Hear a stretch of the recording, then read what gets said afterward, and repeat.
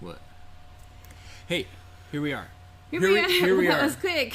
That was quick. I clicked the button. Usually we have a little delay. So the upside to our new studio. By the way, welcome everybody. Welcome. I see we've got quite a few people here.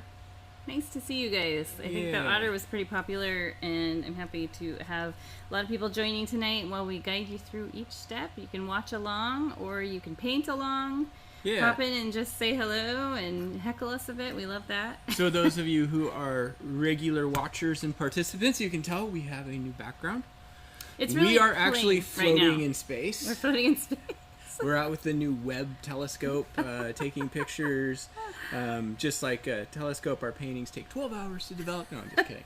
Yeah, Paul just painted this wall last week. I did. And we've got some lighted shelves I actually want to get for it that have to come from the UK, because I'm like that. I find these very special things in random places. So the fun thing about this, and you guys let us know if there's anything with the audio. This is such a completely different space than either of our spaces that we have done our live streams from. Basically, we went from our home office originally, which was like just a little small typical home office. Then we went to the space that we've been in for the last 2 years, which was a little bigger, but not actually. The space we were actually in was actually smaller than our home office. And then now we are in a warehouse, and we have 25-foot ceilings, and the wall behind us is like 40 feet long, and so if the main thing that we run into with that is audio more than anything, because it can get echoey. Yeah, so just let us know if there's anything weird going on, but let's get into what everybody's here for. Let's do it. And we've got like new controls and stuff, so here, let's switch it on over. Here we go. So here is the sea otter. I was happy that so many people liked this painting, because for me it's like a guessing game. Like, I'll get something done and think, do I like this, but is everybody else gonna like it? And glad to see you did. I thought it was fun to use different colors, so we actually picked the colors this month before we even designed our paintings. That's always a fun challenge. And let's show Paul's. It's right here. You got it. Next week, same time, same place. We'll be teaching through Moonlight Sonata, and I guess we'll have to zoom out because it's not fitting in here very good. So you guys will get to learn all about clouds and the frustrations that come with those, but they are also happy things. Yeah. Happy little happy clouds. You'll learn a lot, and they can be very fulfilling. It just takes a while to get that technique down. Yeah, the Moonlit Sonata painting is 100% about the clouds. Everything else is just kind of an afterthought. Yeah. So that'll be a fun one. Here's our colors. So this month we have black and white. We don't use a lot of black on white painting. It's just mainly for the facial features and little paw pads. Turquoise, I love that color so much. This color here, hey Paul, these were our wedding colors. They were, weren't they? 1996. And then this is phthalo blue. It looks really dark on the screen, but it is just a deep indigo navy-ish sort of blue.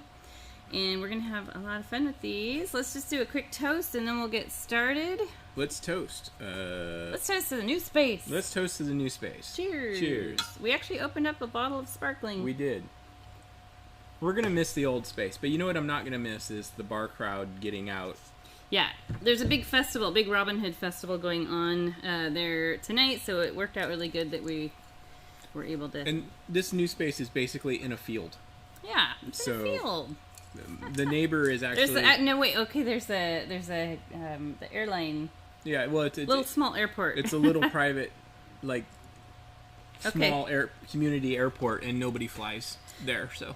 So let's have a look at our brushes. Let's do it. When you get your subscription box, you get your set of brushes that comes with the first box, and you can use those until they're dead. If you take care of them good, they will last a long, long time through a lot of paintings.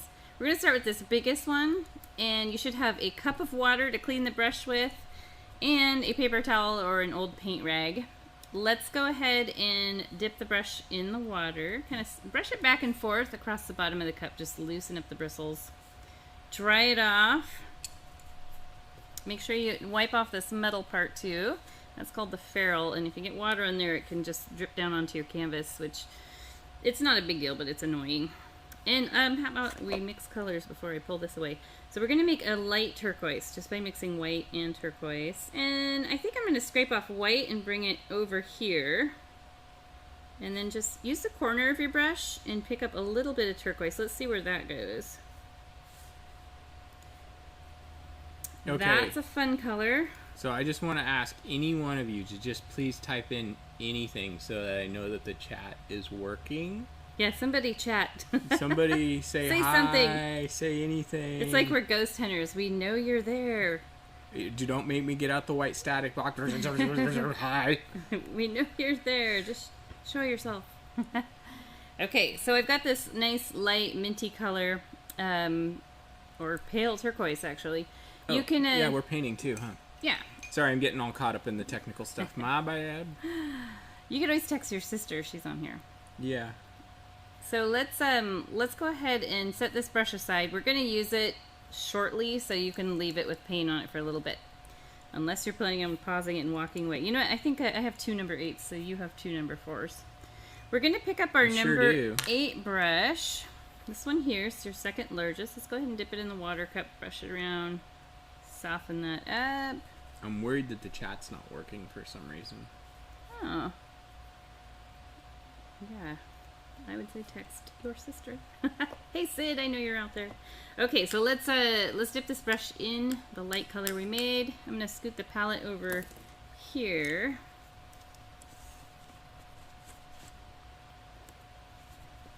And let's go ahead and draw the head of the otter. Now, it's really easy to draw. It's just like an upside down, I always think of it like an upside down bowl, but really it's a half circle.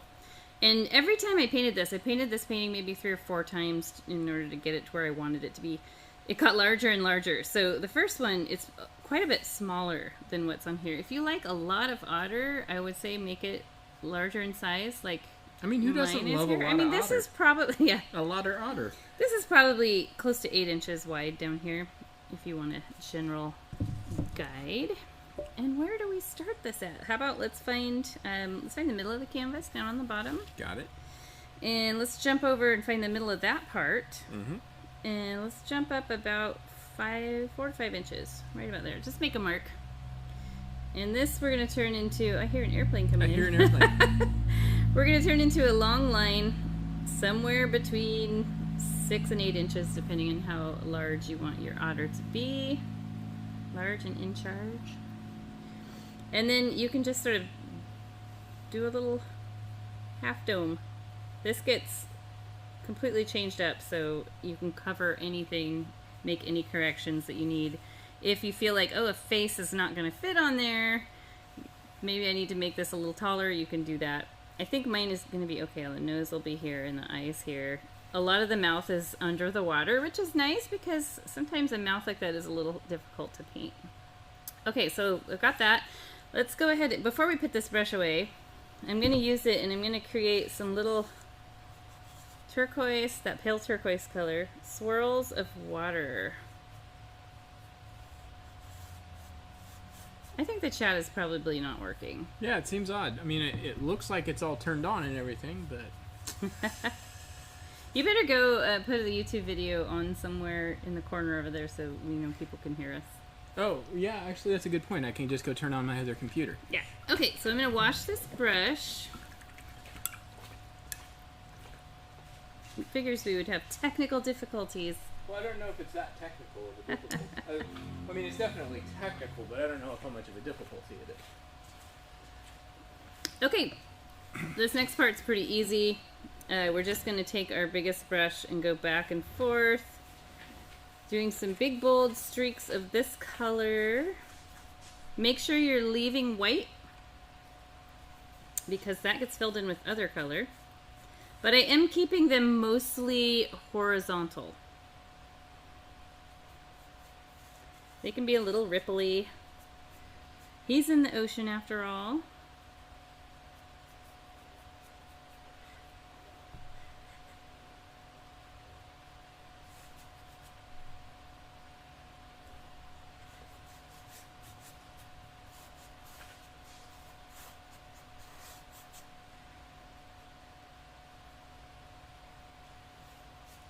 Alright. This can take a little bit of time. It's a little monotonous.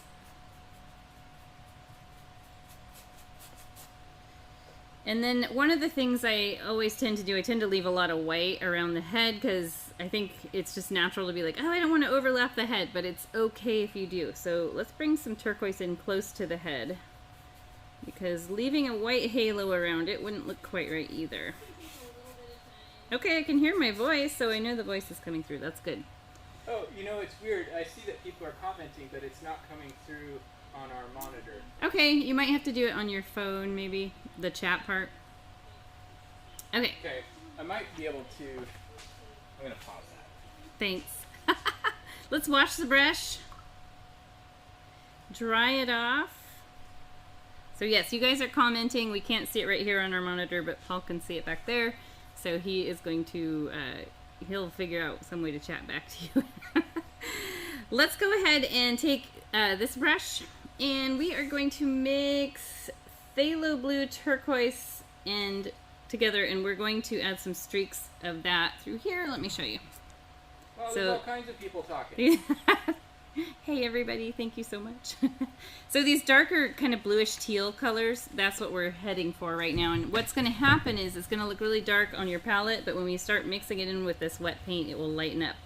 So let's scrape off a little dark blue, phthalo blue. There they are. Pop over here. What'd you do? I refreshed the screen. Okay. Well, even... I love this color. This is like literally the most I haven't even started my painting yet. Okay, it doesn't look so hot on the monitor, but in person, it's just, like, what would you call that? It's like a sea, I don't know, like a dark Bahama, I don't know. I'd call that 1990s turquoise. So I'm going to come in from the top. I do layer a bit of darker water up here. It's Charlotte Hornets blue. Okay, that works. If people know what that looks like, I don't know. And then every once in a while, so I'm using the thin edge of my brush mostly, but every once in a while I'll turn it this way. So I'm using the wide side and just really light pressure, smooth everything together. And then what we're going to do here is we're going to alternate between this beautiful teal color and white. So when your brush starts running out of the paint, which I've got some on there still, just way up high there. When it gets to where it's run out of a lot of paint, dip it in the white, like an edge of the white, so you're not polluting your whole pool of white, and streak some of that on there. Let it mix together. Our goal here is to fill in all the white spots with different colors, but also still have it be streaky. So you see how I've got streaks of color through there. So Kim wants to know how you came up with the idea for doing an otter.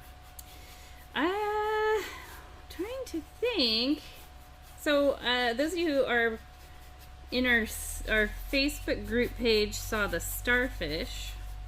I had it in my mind. I wanted to do a sea creature, and I think I started with the starfish, and was just like, you know, I'm gonna attempt an otter.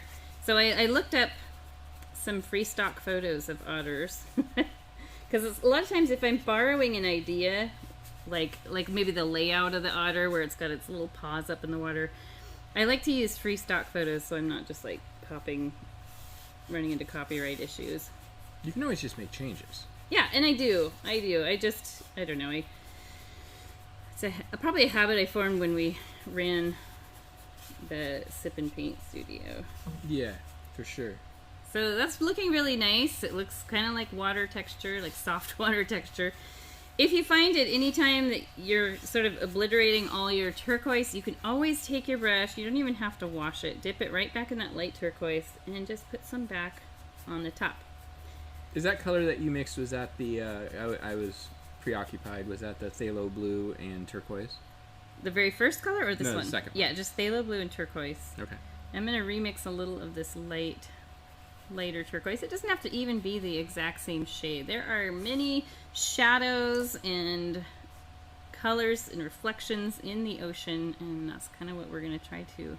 Oh, so free stock, which basically means it's royalty-free imagery that you can use commercially without having to pay the photographer Yeah, you can donate. There's options to donate. Yeah, usually it's donations, and that's a good thing, because most of the time it's people who are just getting their feet wet in some, kind of freelance industry. Learning to use their cameras. So the website I love for that kind of thing is it's free, and it's called Pexels.com. It's fantastic. Yeah, Pexels. And a lot of times when I am like, okay, I want to paint like a pumpkin patch, but I'm not sure what kind of lighting I want to put on, I'll look at those photos on there. So highly recommend it. There's a lot of really talented people who have not quite been discovered yet. Yep.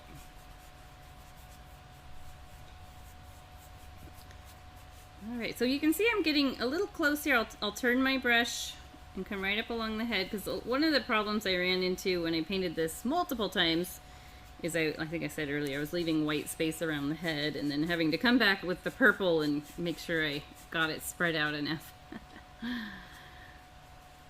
So we're just alternating between all those colors. The dark, it was the turquoise and phthalo blue mixed together, the white and turquoise together, and just plain white. As you know, there's lots of foam in the ocean, especially gets stirred up if there's activity and waves. So it could be really easy to get this pretty muddy. Yeah, so if that happens, which means you're mixing all your colors together, these particular colors won't necessarily get what's muddy, but what will happen is all your streaks will smear into one solid color. Yeah. So if you find that that's happening, just be bold. Go pick a really bright light color if it's a dark color overall, and look at that. Oh yeah, I've got ripples and foam. Look at that weird, the shadow I think is from my kava. Yeah, we didn't get much. We got like 10 minutes to try to figure out the lighting. Yeah, we didn't have a lot of time. And I know a lot of you guys are waiting for some paintings that I've teased, like the gnomes and whatnot. And now that we've gotten everything moved down here, all we have to do is we have to finish moving the furniture and stuff out of our other space. And then I'll have some time to be able to do that. I've got something fun planned for all of us who love autumn and Halloween. Ooh. Yeah. So the other hanging out there in the back of my mind. Can I say something? Yeah. Just like if you do, when I think of muddy, I just mean where everything kind of just blends together and you start losing the contrast. Call it smudgy. Yeah. One of the things that you can do too is just wait for it all to dry and just add some of those colors back in, and it's easier to do it after it's dried a bit, because otherwise you're just adding more. Yeah. It's true, you are. I wonder if that overhead light is creating too much glare. I'm trying to figure out which light is causing the most shadows. It might be this one.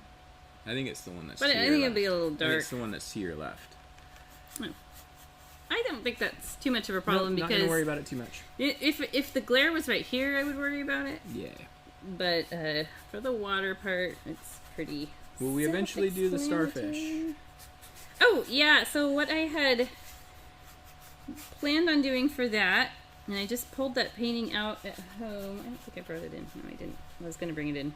I'm going to take some step-by-step photos. I'll redo the painting, step-by-step photos. Save what you've got left over in these, because there's enough painting. There's enough paint to do the starfish. So definitely, so many people really liked that one. So for sure, I will do it. I actually had wanted to do that last week, and it's just kind of how life goes. You get interrupted. I've been trying to sell off some of our furniture and paintings so that we have less to store. And so that's been a big job, Craigslist and all that. And for those of you who are interested in buying some paintings that are made mostly by Paul and I, but there's also some from some of our other staff when we had the studio open. You can go to our website, gobox.com. That's G-O-G-H, box.com. We're kind of like, everything must go. Everything must G-O-G-H. And there is, on the drop-down menu for shop, is that what the drop-down button says? What does it say? I think so. Can't remember. And anyway, just click on the link that says finished paintings. And I've got painted wine bottles that are like, have a candelabra thing. I've got painted wood pieces. I think most of those right now are cut in the shape of Oregon, but I've got others I need to upload on there. But we'll just continue trying to list those, and I'm moving them out. So some of the paintings are only $10. And most of the paintings, so Jenny, you'd mentioned, but vast majority of the paintings are canvas paintings. Most of them are 16 by 20, which is bigger. I haven't listed any of those. Everything I've listed is 11 by 14. Okay, so we have the right size box for shipping. So there I've got... No, we have the pizza boxes here. I don't that won't fit a 16 by 20. You're right, I won't. So there is a good start for the water, and I could leave it like this. I tend to like to kind of up the contrast a little bit. So looking at this, I would see it's kind of just turned into a medium color. It's medium in tone, so I could go with a light bright color, or I could use a darker color and put some dark in there, or I could do both of the latter. So I could dip my brush in just phthalo blue, and down in here, like this is, I love doing these sort of brush strokes. They're kind of snaky. They're sort of horizontal, but also kind of whimsical. And if you think about it, like this otter has come above the surface and maybe disturbed the water a little bit. So there's these rings of water around. And the cool thing is if you look at that and you think, no, I don't like that, you can really easily just, like, that's what I'm doing right now, because I didn't like the job I did there. So I'm going to soften it up. I'll add some light bright back in the top there, over the top, and it's like it never was. Nobody has to know except us. And that's kind of just how the painting process goes. It's a lot of, hey, let's see what happens if I do this. And, oh, that didn't work. Let's paint over it. For all of us, even those of us who have been painting for a super long time. And, yeah, it's all trial and error. It's all learning. I feel like this type of process that we're working on right now, I think one of the biggest... you can wash your brush, guys, too. Yeah. One of the biggest challenges people face is they want to blend. And so sometimes what happens is when you blend and you're looking at it up close, it looks okay, but then when you step back, you lose all that contrast. So don't be afraid to just kind of let a big smudge be there and hang out and just chill. Yeah. So we're not going to waste any time here. We are going to go straight to filling in the otter. So I took my next step to becoming Bob Ross. We're going to draw the face, actually. I got paint on my little number 4, so I'm going to wash it. What's that? I brought a baby bird home. Oh, he brought a baby bird home today. It was a little house... Yep. What'd you call it? A house sparrow? It's a little house sparrow, and it's actually kind of funny because I was at work, and I got a shipment in from UPS, and I was out helping him unload, and the UPS vans, they have like a couple steps to get up into the cab for the drivers, kind of like a school bus does. And I looked down and I'm like... Got a fingerprint on here. No, that's not what I said. I said... I said, hey dude, there's a bird. There's this little bird hanging out right in the corner of the step. And he's all huddled down in there, and he's like... It was tiny. He's tiny little... It's a little fledgling. And the driver says, well, yeah, he's been in my truck all day. I don't know when he got here, where he came from, and I don't know what to do with him, so I'm just kind of letting him hang out. So I was like, you know what? I'm gonna rescue him. I'll bring him home. We've got lots of different animals at home, and a daughter who actually was pretty excited. Yeah.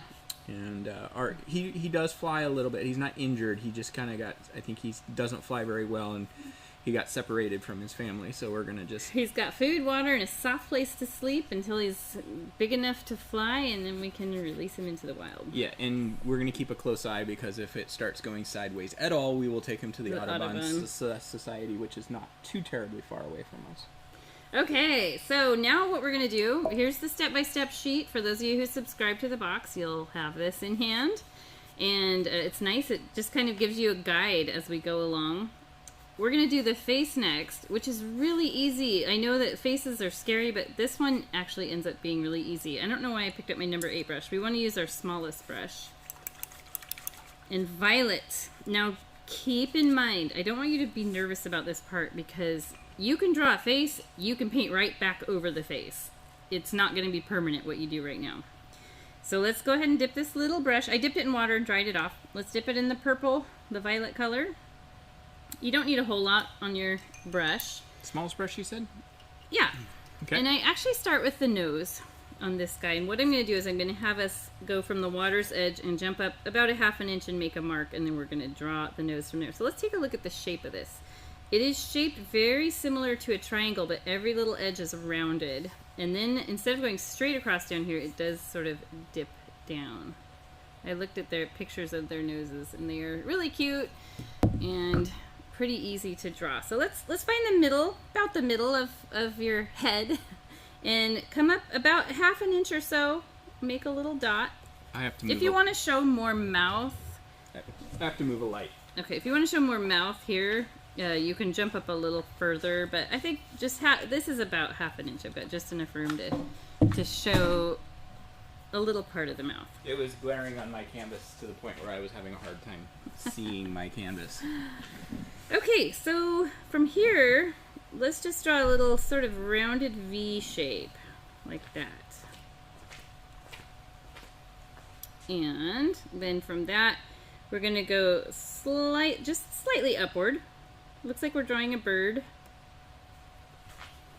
Don't be nervous if this is messy or anything. Really easy to clean up. And then I'm going to, every part of this is rounded. And then I'm going to round up and back over. So I don't know what other shape you could compare this to. It's a duck foot. It's a webbed duck foot. It's a mushroom. It's a kind of mushroom shape. It's a shiitake mushroom with only part of the stem. Like a rounded triangle. When I write the instructions, I'm always trying to think, what shape would you call it? And then now we have a guide for the eye line. Now the eye line is something you'll draw to make sure your eyes are lined up. So once you have this done, let's jump up from here. It's also about somewhere between 1/4 and 1/2 inch. Make a little dot. This is going to get covered. And we're going to turn this into a dotted, very simple, loose dotted line, just so you have something that's straight-ish. And now we have something to put the eyes on. Now, looking at the sea otters, you can pull up an image on Google, have a look at their faces, and you'll see their eyes are relatively small, but I don't think it would be hurtful to the painting in any way if you made them larger. I think it would just make it cuter, so don't worry too much about the eye size. But let's have a look. They are kind of almost like a rounded lemon shape, like a little fat lemon, and they tilt upwards. So I'll show you how to do that. So the audience has decided his name is Emmett. Emmett? Where did that come from? That was Daniel's idea, and Kim went with it. I love it. Okay. And the eyes they're pretty far apart. So I'm going to place them, if you feel like you need to make a dot or something to make sure that you've got, equal space between here and here and here and here. That's sometimes helpful. But what I'm going to do actually is I'm going to go above, and it looks like I'm making an angry eyebrow. Do you remember there was that especially because I did the dot. There was that cartoon that was called The Angry Beavers. Do you remember that? No, I don't. Wasn't there? I don't. There's Angry Orange. No. So the reason I'm doing the angry eyebrow is that's going to help us get the tilt to the eyes that I was talking about. And now just under this, I want you to round. Yep, down. there was a cartoon called The Angry Beavers. There they are. Was that like a Nickelodeon? Probably. It looks like a Nickelodeon. And then come back around and meet up. So I guess it's almost like a watermelon seed shape. Watermelon. And it looks really funny right now because of those dots. So just ignore that they're there. It's going to get covered up in black. But this gives us this line across here gives us a good spot to place the tiny little curved ears. So just right at the edge of this dot, right above it, do a little curved ear on either side, just like how you draw a little bear ear, but very, very tiny. Now, people just popping in from YouTube are going to be like, what are they doing here? Yeah, it's in that phase, the what are you doing phase. But before we move on and make it prettier, every step we do is going to get us closer and closer to where he looks normal and not so crazy like he does right now. What I want us to do is we need to put some purple in the water. So that's right here, and what it is we're seeing, the water's clear obviously, and we're just seeing a little bit of the body color under the water. And then we will draw, after that, a little while later, we'll draw the little paws coming up. And I worked kind of quick when I did the water. I think straight purple might be a little, no, actually think it'll be okay. It's a fairly transparent color. And in fact, we may end up layering more purple on top. If I remember right, this one needs multiple coats.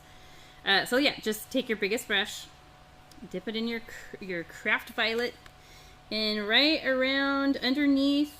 Oh, this is like his belly showing through. Yeah, exactly. In fact, I saw a photo of one where you could see the whole belly, and that's kind of where I got this idea of, oh, well, it's a sort of like painting the belly without having to do like a 5-hour-long, multiple-day session where we're painting all everything.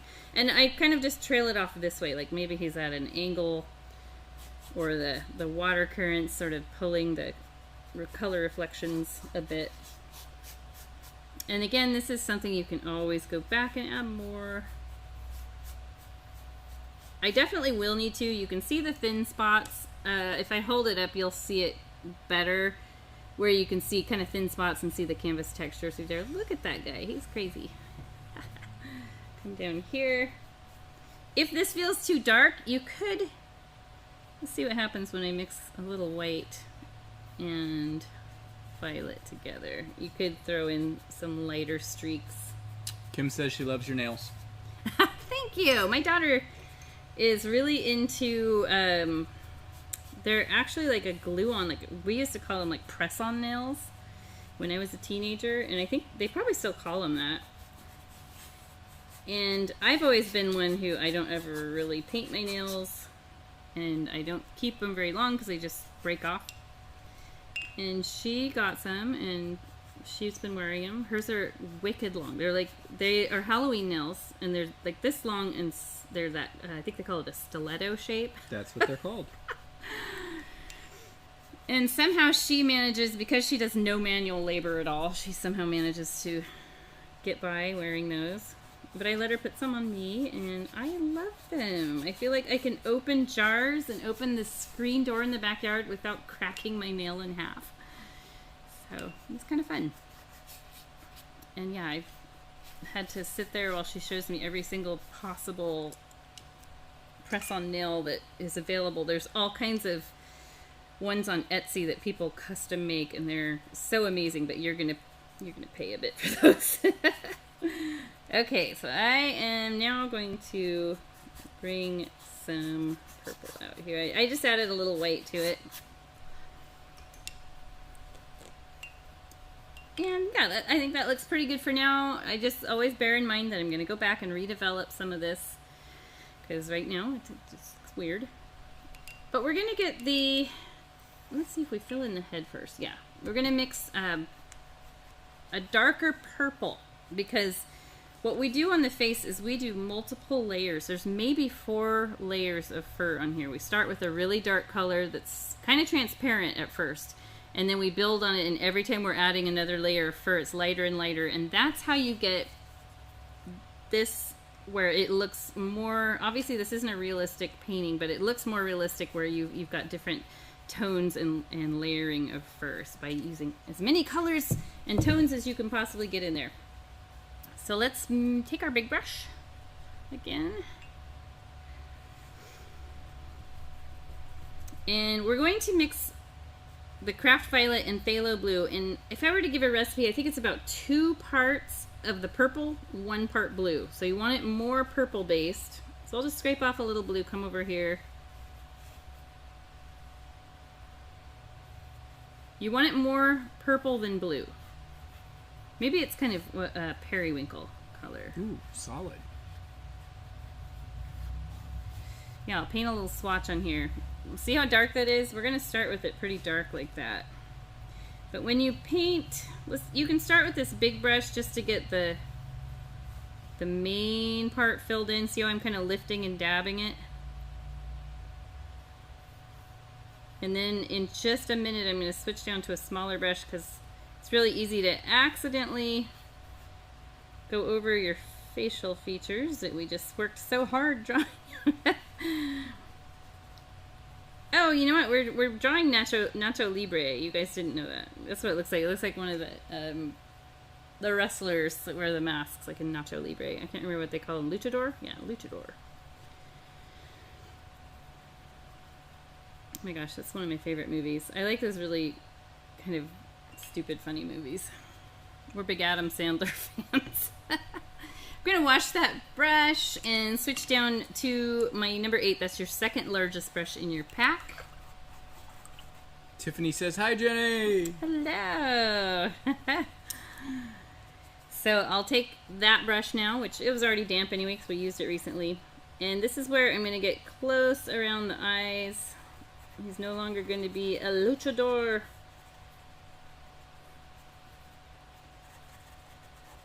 He looks like the principal in Billy Madison. Remember in the because he wears the wrestling mask. Yeah. That's right. Another Adam Sandler. Well, actually, Nacho Libre was Jack Black. That's Jack Black. Adam Sandler would have fit in that movie too. I don't know. Jack Black kind of tends to keep his humor a little bit less juvenile. What? Yeah. Yeah, I guess I could see that a little bit. Yeah. Like, that tells you something. Like, Adam Sandler's humor is like that of a middle school boy. It is true. Whereas Jack Black's is more like that of a high school boy. It's just a little bit more mature. Although Adam Sandler's turning into quite the dramatic actor. Do you ever notice that we end up talking about movies and shows on this a lot? It's like every single episode we do. It's our generation. It is our generation. We think about them a lot.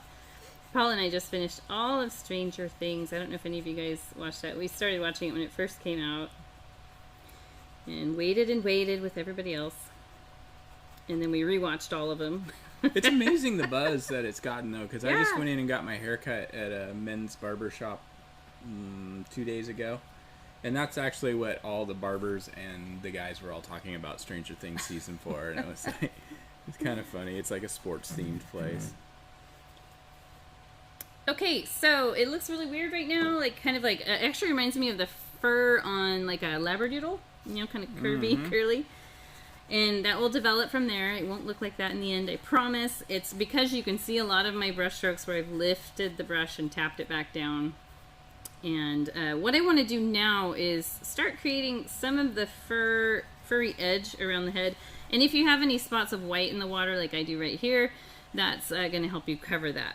And I like to use the thin edge of this brush. So I'm holding it vertically, but also tilting it. Like, you can start at the top of the head and go upward, but then as you go out here, you want to slightly tilt it outward because their hair or fur is going to grow like that. Like I'll talk about that later, but it grows from the nose upward and it just kind of curves out like Chewbacca. Speaking of Chewbacca, Kim, I loved your painting so much. When I first opened my phone, I was actually in a parking lot somewhere, and I just like let out this gleeful noise. My daughter liked it too. She was riding passenger. Very, very fun, and you took similar things to our glamour Wookiee that we painted May the 4th 2 years ago or whatever. Gosh, was it 2 years ago? Yeah, it was. And you made it your own with a different pose and angle. I think that was the painting that you and I got the giggles the most on at the end. Really? Yeah, because of mine ended up looking like a Wookiee had seen something for the first time. Seen something scary. I think if I remember, did yours have like real staring eyes or something? They had like a shocked look, like, yeah. I've seen some things. Okay, so furry edge, which will get built upon more and more. I've got a little white canvas here, so I'm just gonna. And Tiffany's totally quoting Nacho Libre. Awesome. I'm going to put on my stretchy pants. Actually, I already have my stretchy pants on. Stretchy pants are my life. right now. I like it because we've talked about this before when we film these videos. It's like we can just wear pajama pants on the bottom. Especially now, when we pull into the new space, I mean, there's nobody that we're going to encounter. Yeah, and the other space we had to park downtown and walk. So we had the chance of running into friends. Oh, I got a little... So you might end up with the occasional little dot of paint that just flicks off your brush. That happens to me every single painting. Usually what I'll do is wait for it to dry and take a lighter color and just touch it up. I'm totally giving my Emmett a faux hawk. Oh, okay. Yours looks really sleepy. So far. Actually, it looks like a blue monkey that's underwater. It's a sea monkey. A sea monkey. Give it time. Yes. Give it time. Okay, so let's go ahead and we'll get thinking here. Let's go ahead and we'll take the black paint and fill in the eyes and nose. And you can use a combination of the smaller brushes. I'll probably mostly use my smallest brush. That's the number 2 round. But for like the nose, you could use the number 4. And it's just solid black. Just dip your brush there in the black paint. Let's start with the ears because they're kind of easy. Just little Mickey Mouse ears, miniature size. I was kind of thinking mine kind of looks like a Sasquatch, actually. A sea squatch. Sea squatch. There, you created a new creature. It's gonna go viral. He lives with Loch Ness. Have you ever looked at like a Google satellite view of Loch Ness? I mean, it almost cuts Scotland completely in half. You mean the loch or Yeah. the lake or? Yeah, it like literally runs. Is that the name? It's just called Loch Ness. Yeah. Okay. Yeah, it literally runs like all the way across the whole width of Scotland. Guess we better go check and see it for real. Painting research. Bring my golf clubs. So your black paint, I only had a little splotch on here. Anytime you're using this small brush, if the paint is too thick for tracing and whatnot, it can be really annoying. And so I will dip my brush in the water and just pull a little black aside and mix just a bit of water with it. You don't want it super watery. I would say the texture of like yogurt or heavy cream is kind of what you want to aim for. So not something that's going to bleed out all over on your canvas, but something that's going to be a little bit more fluid than what's right out of the bottle. And I'll go ahead and trace the eyes. This will make it look a little bit better because I put those dots there, it looks really strange. And the eyes, the black we're painting on right now, will likely need to be touched up as we add fur and everything later. Stop laughing. As we add fur and everything later, it's going to the chance of getting some other paint in the eyes is really high, but it's really easy to just touch them up with a little black later. I have to laugh because Tiffany says she can't hear the word shadow without thinking of the shallows, so I always do the shadow. Oh, yeah, Paula, you always do that. Haha, you're welcome. That was our karaoke song. It was. We haven't done that. Much better. It still looks kind of strange, but that's just the way faces go in a painting. And now, when you outline these with black, make sure you're going all the way to the edge of your original purple outline. You want to cover it up.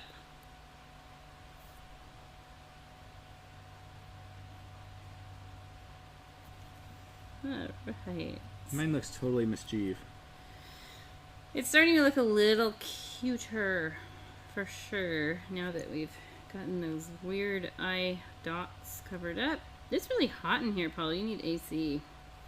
Yeah, that's the one thing that's going to kind of suck. We don't have AC in this building. You could put the money into it. Do you know what putting air conditioning in the volume of this space would be insane. I gave my parents like a $400 portable AC unit we had in one of our spaces. And I think we'd only used it maybe 2 or 3 times.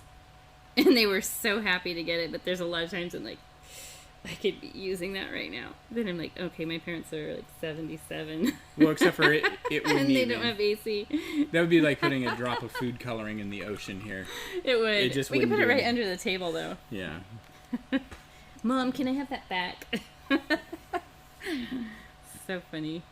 Okay, now I've got the face done. And it's looking a little bit better, looking more like we are actually moving towards painting an otter. This is quite a bit smaller than this one, but it's the same size as my original, which is the one I was really shooting for. Let me grab it real quick while you guys are catching up.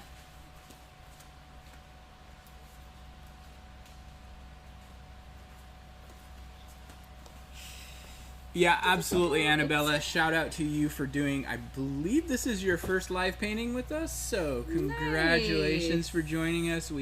I'm feeling like this, or a little bit earlier start time, we got a lot more of our East Coast love peeps it. I think that's a good joining in. Good move. I'm so glad I thought of that. Okay, so here is the original. You can see it's a lot smaller canvas, but layout wise I like the little smaller face. And then I am OCD enough that I did it again, and I didn't like this one as much. And I always rely on my 16-year-old because she'll tell me the truth, and she's like, the fur doesn't look very soft on that one.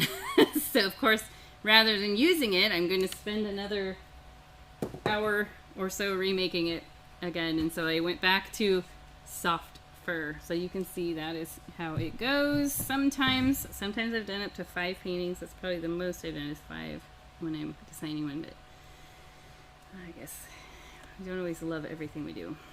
Okay, so let's get these. Speak for yourself. Yeah, you love everything you do. Let's get these drawn in. And on the instructions, I said they're kind of a triangle shape, but they're like one of those, what's the triangle that has like a long side and then a short side? It's an isosceles that's turned on its side, and it's rounded. I don't know what kind of shape. A teardrop? That probably would have been better. But yeah, we're just seeing the top edge of the paws poke through, and we're seeing just the top paw pads.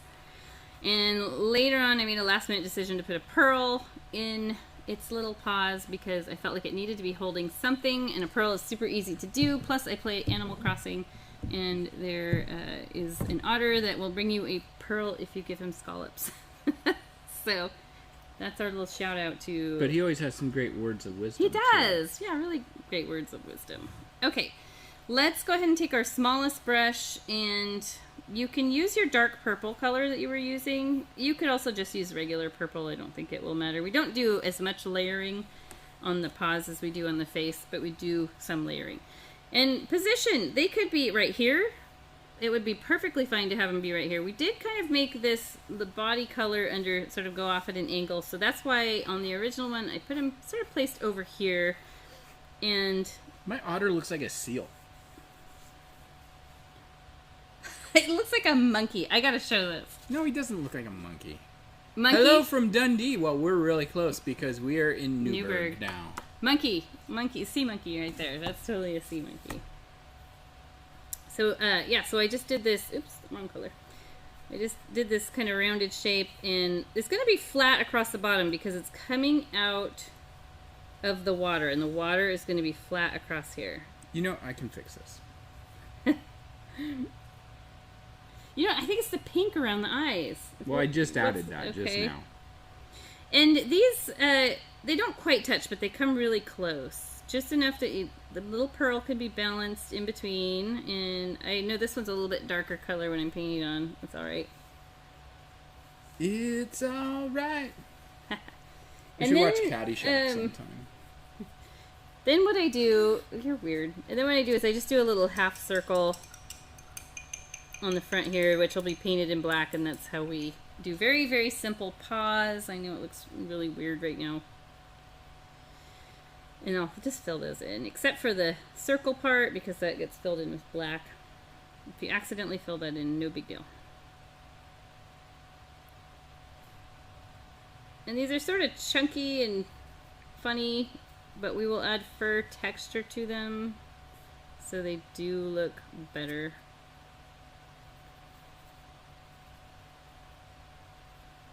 And then we also will add some water ripples around those.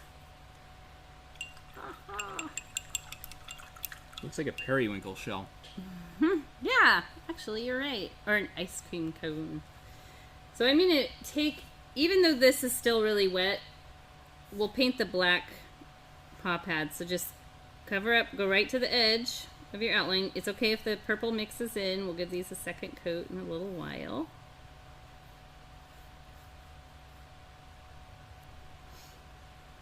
And I mean, these are, I could do another one right here. That would be kind of cute. I'm going off the original plan here. Making a little smaller one that's kind of tucked in next to.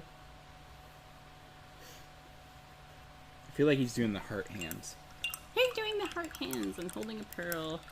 What's the name of that character on Animal Crossing? It's been a while since I've logged on. Greta remembered.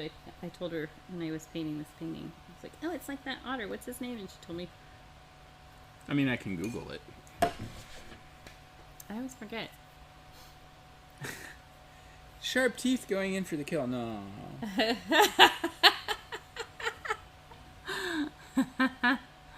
Oh, Annabella. She loves Stranger Things. Who is your favorite character? Okay. I have to say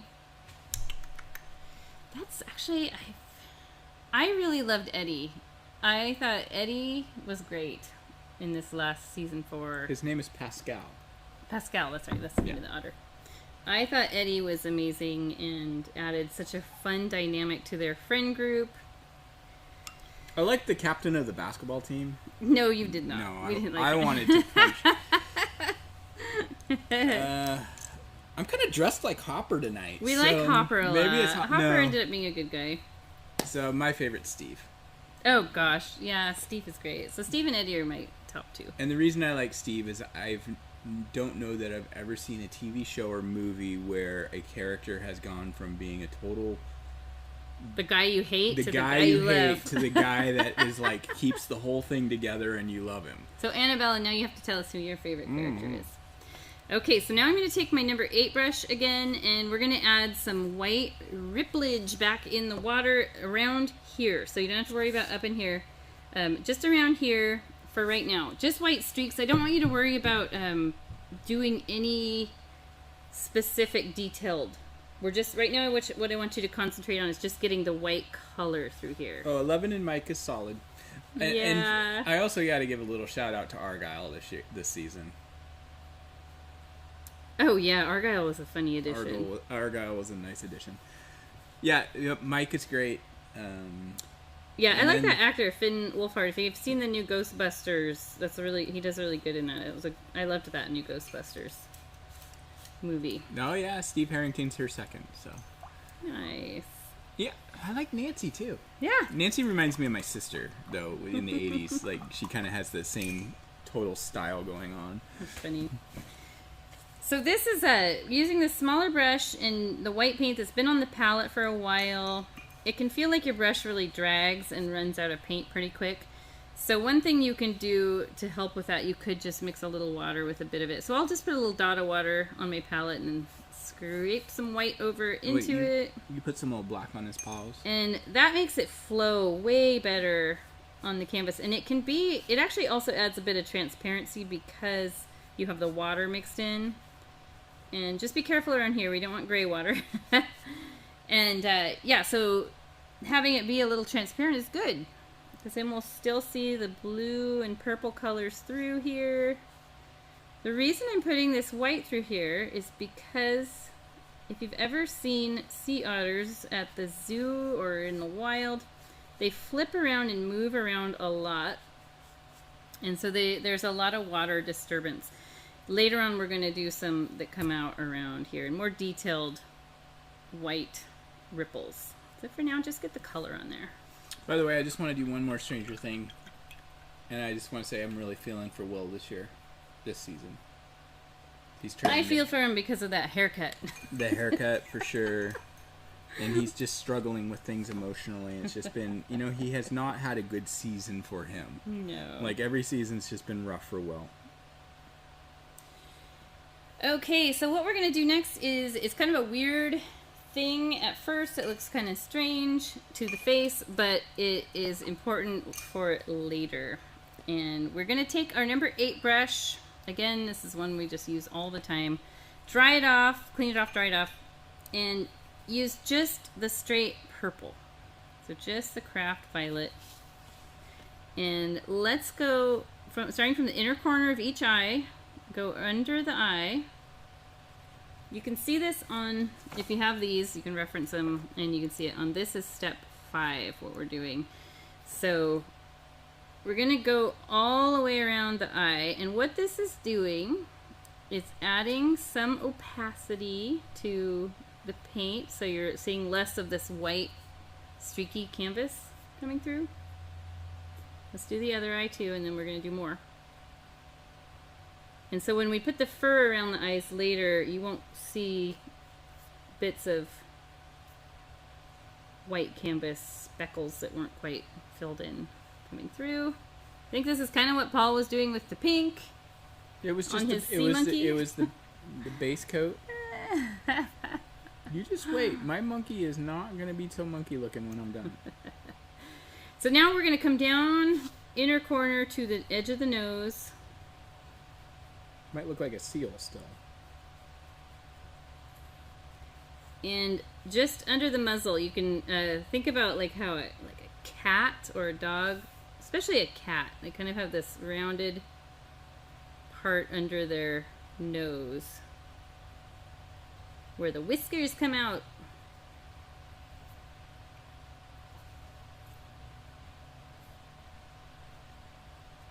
So I know this looks kind of funny right now, but it's something we need for later.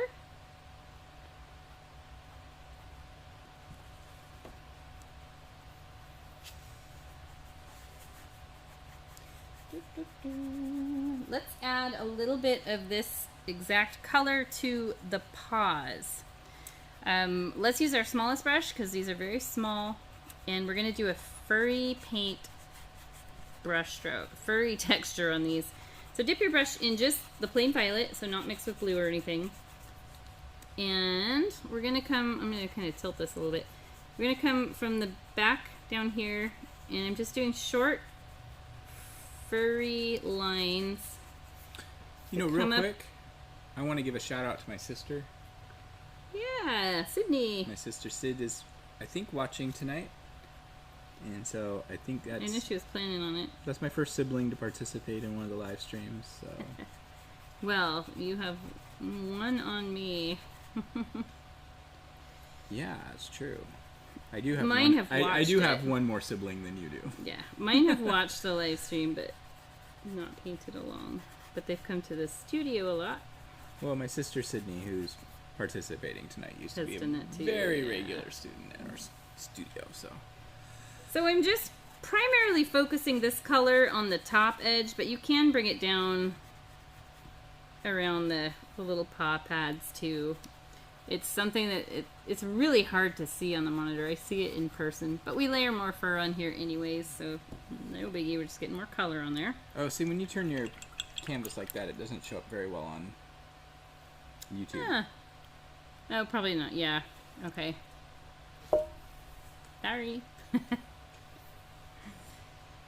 Next step. Oh, okay, so Annabella has another question. She says, favorite song, Running Up That Hill or Susie and Dustin's song?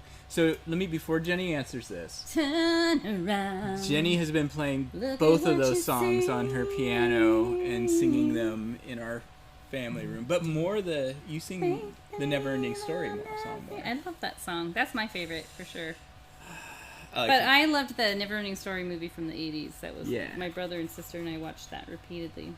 yeah, that was just kind of like a classic movie for kids our age at that time. Jenny and I are really close in age to the age of the kids in Stranger Things. Yeah, we would have been their age in 86 or whatever it is. Yeah, we're just a couple years younger than they would have been portrayed.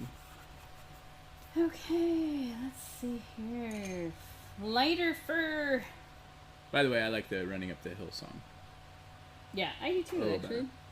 I liked it back then too. The only problem is it's so being played right now. It's like if I have it gone in the car and it comes on, I feel like, oh no, I'm that guy. But what we have heard from that is that Kate Bush, who wrote the song, it wasn't a super popular song back then, but No. she's recently, because of the amount of times it's being streamed, she's made $2 million off of, like, it'd be so Yeah. nice to be like 25 years later or whatever, however many years Yeah. since you wrote a song and be like, wow, suddenly $2 million. And on top of that, she's the oldest artist to ever hit #1 on the charts. Very cool. Yeah, 63. So for our very first, well, this would actually be our second fur layer. This is our first fur layer. We need it to be a lighter color than this. So I'm going to scrape off a little white using my number 8 brush. We're going to make a dark lavender. So the difference is, like, light lavender would be what you'd see as like a pastel color. This is more of a dark pastel.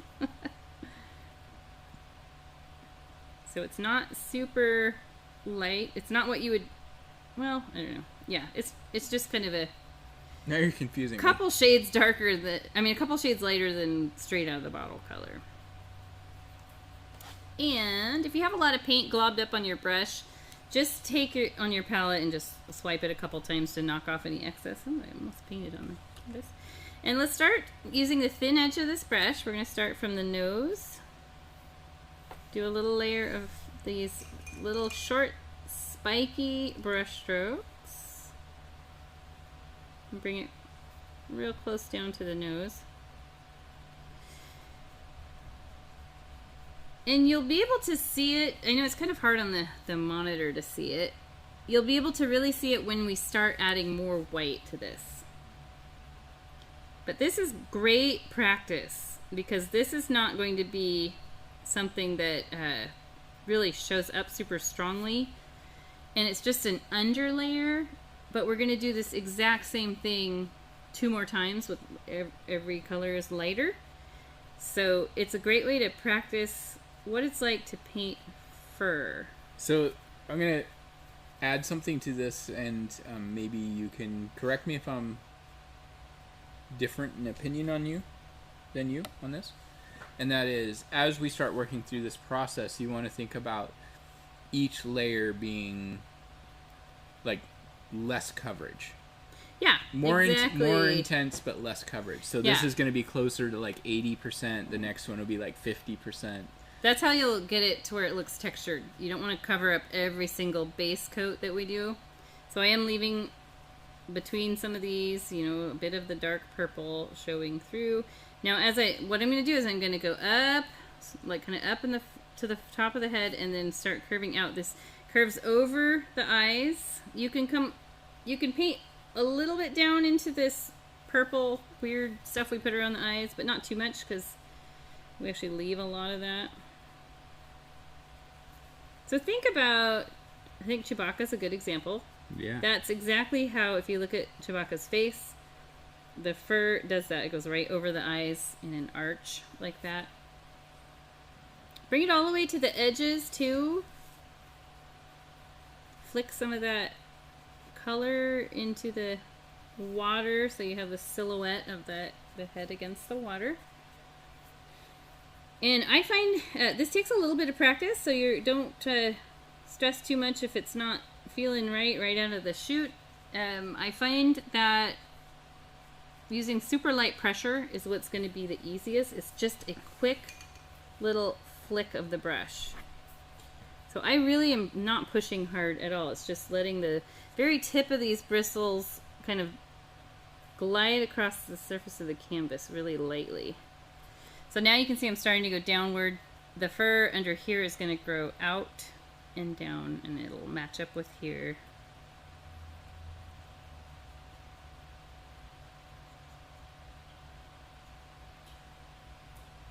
Alright. I had to look up an otter real quick.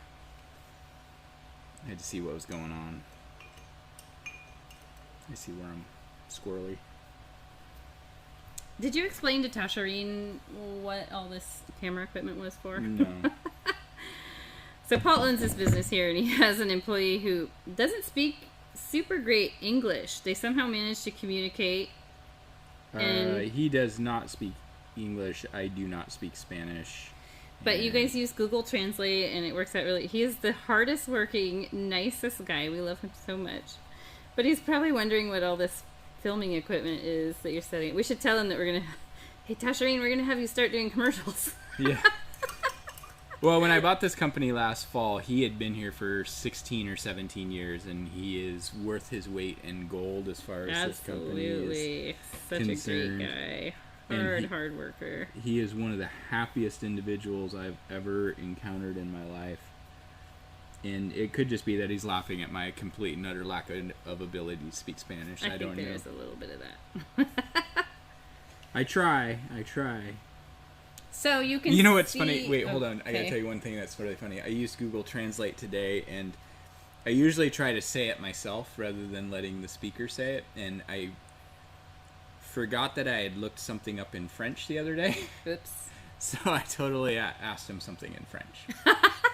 Way to confuse him. And you know what the crazy thing is? Then I switched it to Spanish, and the words weren't that much different. I think you'll find that with most languages. So there we've got a nice furry texture to start. And I do want to add some of this to the paws. You can use this same brush if you're comfortable with it, or because these are so small, you might switch to your smallest brush.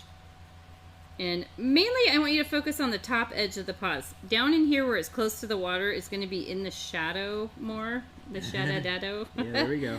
And so I don't want you to put too much paint down in there, because this will give it more of a... See, his eyes were too big. That was my problem. This will give it more of a shaded feel. And now you can also flick some of these little hairs over the top edge of these black little paw pads, because that is exactly, if you look at your cat or dog, that's exactly what they do. Our dog has really long hair between her toes, and it's really funny. This does not look super great on the monitor, but I'll hold it up. I'll do my little special zoom. And it really is when we start adding the lighter fur that you start having more faith in it. That's probably the better way to put it. Cruising along. Ooh. I hope some of you guys post your paintings on our Facebook page. Yep. Please Anyone can join that. It is just called Go Box Art Crate on Facebook. It's not the regular Go Box business page. It's a group page, so you just click a button to request to join, and we will add you, and you can see people's paintings, people's inspiration, for ideas for upcoming paintings. You're my inspiration. Sorry. If you feel like you need to add any of the lighter purple into the water, you can do that anytime. Fan of purple here. My hair is purple right now, actually. It kind of is, isn't it? By contrast, my hair is thin and fine. Is that why you wear a hat? That's why I wear a hat. It's getting less and less every year. Now, if you feel like this dark violet that we originally painted around on the muzzle and inner corners of the eyes and around here, when it dries, you'll notice that the paint, at first when you paint it on it, it feels like it's really opaque. And then as it dries, it becomes a lot more transparent. So you can give it a second coat just to make it more opaque. And don't even really try to get every single spot. Just get some of the major areas. If you paint over your eye, super easy to touch up with black.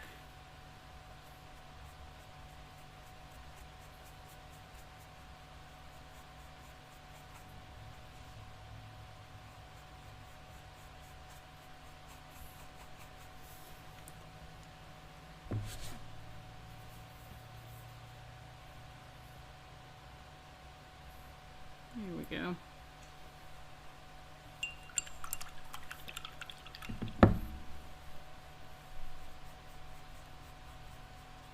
Dry that off.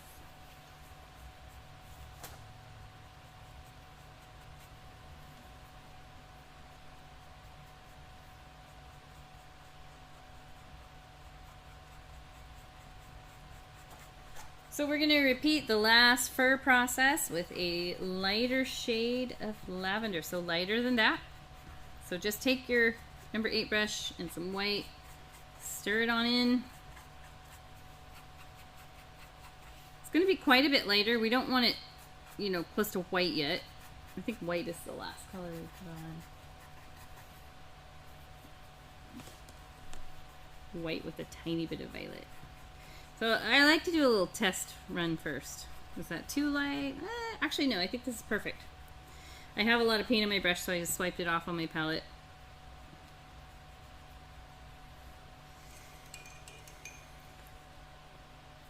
Now down in here, where it's close to the nose, you can just use the corner of your brush and get really close to the nose with little dabs, so you don't have a weird edge there.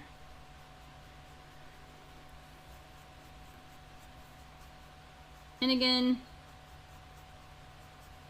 leave some of that darker purple showing underneath. So your goal here is to not to cover every single last bit, but to just to, it's like having highlights in your hair. Our little sea otter has highlights, and the darker color are the lowlights. I think he has sun bleached hair, so you can see some of the darker hair underneath.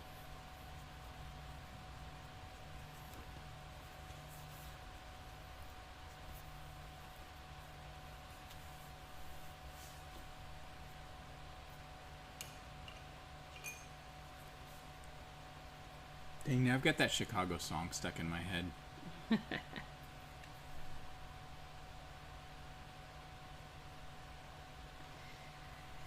Aw, look at you. It kind of has that badger look right now. Don't badgers have like I think they're European badgers or something that have the white stripe, like Francis? You remember, like Bread and Jam for Francis? I love that book. Now you can add a drop of water to your paint if it feels like your brush is dragging a little bit. And that just happens as the paint sits on the palette, it dries and gets thicker. And a lot of people like working with really thick paint. I love working with oil paint, which is super duper thick. But when you're doing some fine, quick work like this, having it watered down a bit or thinned out just a bit is very, very helpful.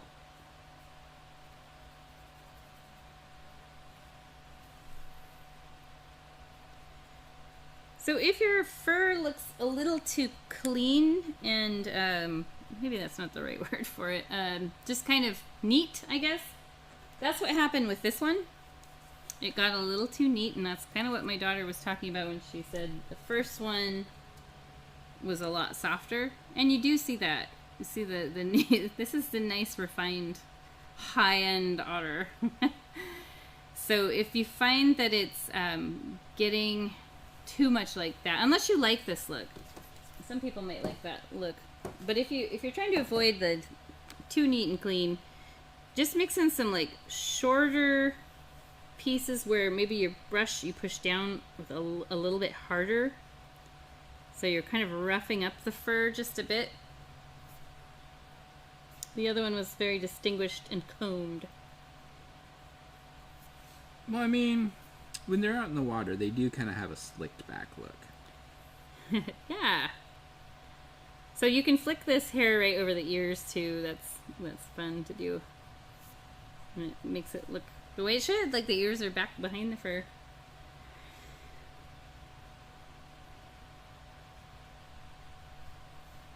Again, just following the way the fur grows as we get up over. Everything from here is going to grow outward. You can mix in short brush strokes with longer ones. Right up close to the eye, but not too much into that purple outline we did. We'll come a little closer later with a smaller brush.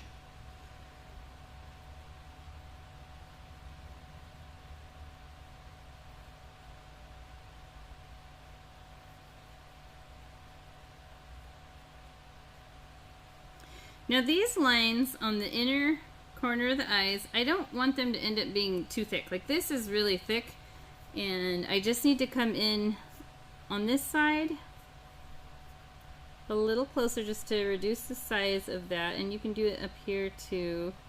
They don't really necessarily need a super big, dark defined area there. It does give a little bit more contour to their face.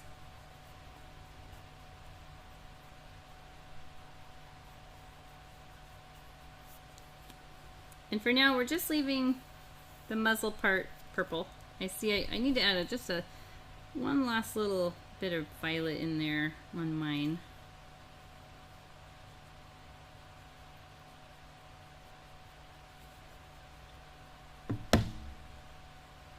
It's looking a little mischievous.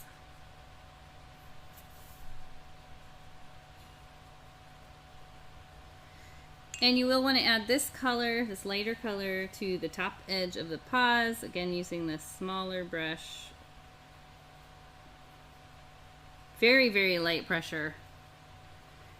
When you push hard with the smaller brush, you're going to get really thick lines. And sometimes you want that for certain things. For this particular instance, we don't want it.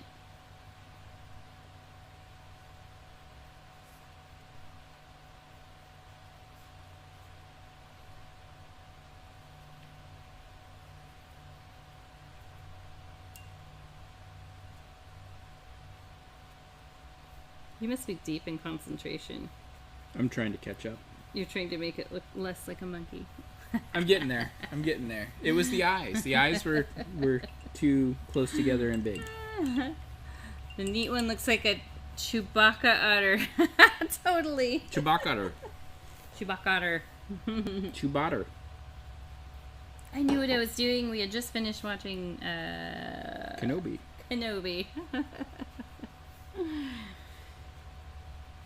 We're not into pop culture at all. Not at all.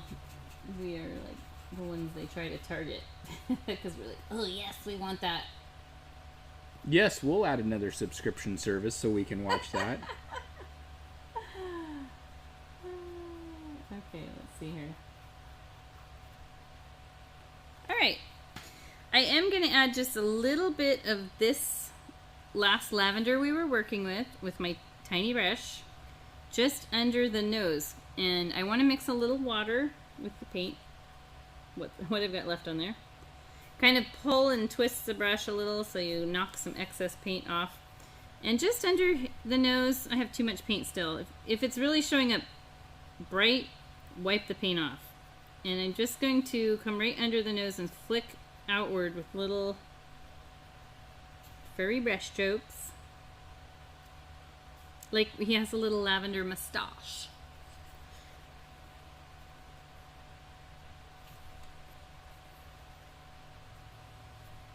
And you can come up here and if you feel like you need to reduce the size of these inner eye streaks just a bit, you can. Because they really don't show too much on this. You can see, like you see evidence there of one, but I brought some of the fur color up in there. On some of the other ones I did, they show up a little more. So it's kind of just your own individual preference.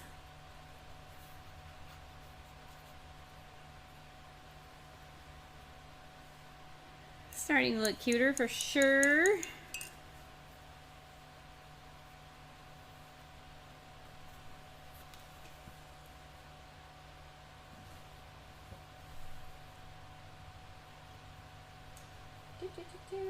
I knew I missed a step. The nose, we need to get a little light gray on there. Violet and black.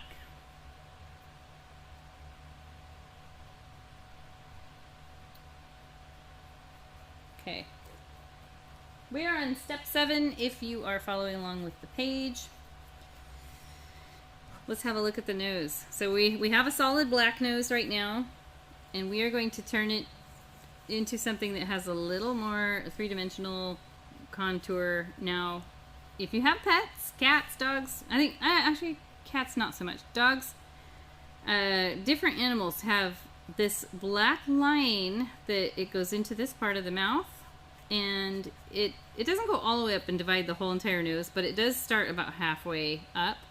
And we're going to create that by, instead of drawing a black line, we're going to actually leave a section black when we paint this kind of charcoal gray on here. And if it doesn't work out that way, you will paint. You'll use black and paint it back on. But we need to use very little paint. Let me just get that, see if I can move this down and get you in the image too. There we go, that'll work. Now you have both to look at. I think either your number 4 or your number 8 brush, whichever one feels most comfortable to you to work with in the nose, because you might have a smaller nose than me or you might have a larger nose. So either of those two, I'll probably use the number 8 for mine. And we want to make a charcoal gray, but this time we're not going to use black and white like you would normally use. We're going to use purple, the violet, just plain unmixed violet, like no white in it, and black. Mix in just half the amount of black gradually. If you do too much black, just mix some purple back into it. But you can see this makes kind of a gray tone. And from mixing paint, you probably have a lot of paint on your brush. We want this to be more of a dry paint process, so wipe it, dab it off on your paper towel or on your palette somewhere. And let's start on this left side, thinking like our light source is somewhere over here. I'm just sort of dabbing that on, heading towards the middle of the nose. You know, I'm going to make mine a little lighter because it's hard to see on camera. There, that's probably a little bit better color for visibility. So I've come halfway across. And now down here, use the thin edge of your brush, come up, sort of brush this way. Let your brush run out of paint. So over here it should be starting to get where it's, you can see it on here where it's dark, really dark right there, and has run out of paint. We might even paint a little black over here just to bring the darker back in there. And then use the thin edge of your brush. I'm going to turn my canvas because I can't hardly reach it the right way.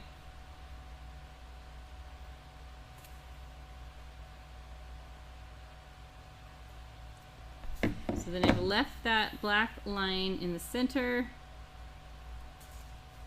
and I see I accidentally painted over a little bit, so I'll fix that with black.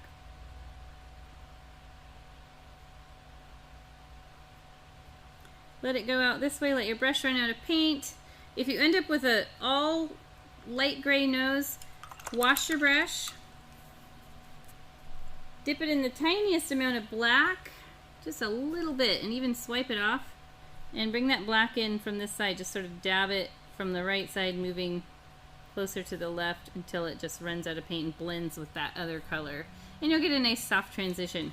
Now I have one little tiny spot here where the charcoal gray kind of went over the black line. Easy to fix. I'll just take my little brush and repaint that black line in there. And we're going to put further highlights on the nose. Right now this is just the very base first highlight. Yeah! Makes it look a lot more three-dimensional even though it's just one single color added.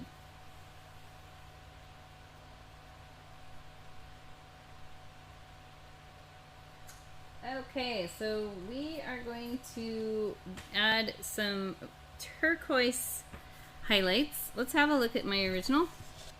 We're doing good time-wise. We don't have a ton more to do, just enough to make it look like a finished painting. If you were to remove the white highlights in the eyes, you would see that I did some turquoise ones first, and I did turquoise in the ears and a little on the nose, and then we go back and add the white shine. So it's a multi-highlight process, and we put some on these paw pads too. So I want you to take your, let's see here, let's use our smallest brush. You don't need much paint at all, so just use the tiniest little bit of dot of turquoise and add some white to that. That was too much white. We want like this color right here. So your color you started with is about right. I probably even have some of that left, but it does dry fast.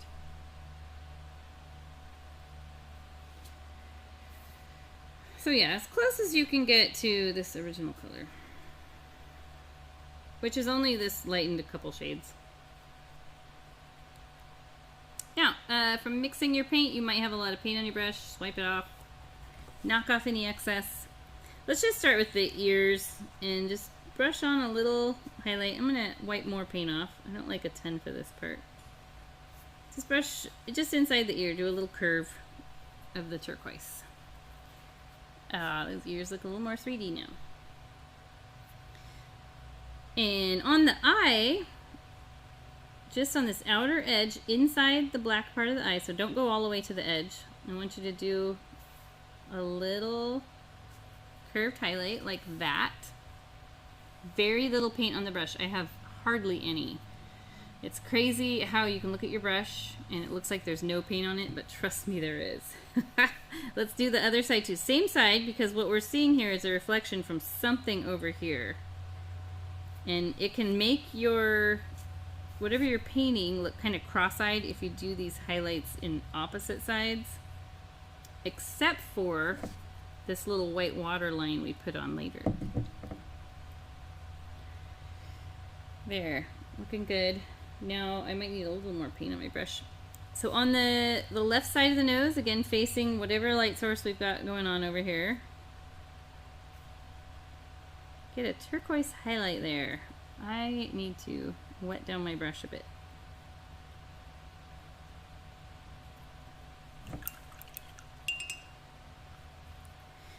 And we want to get those paw pads too. They're just reflecting some of the color of the water. And look how this just turns it and makes them look like they're kind of shiny and wet. Just like the nose, shiny and wet, just by adding that.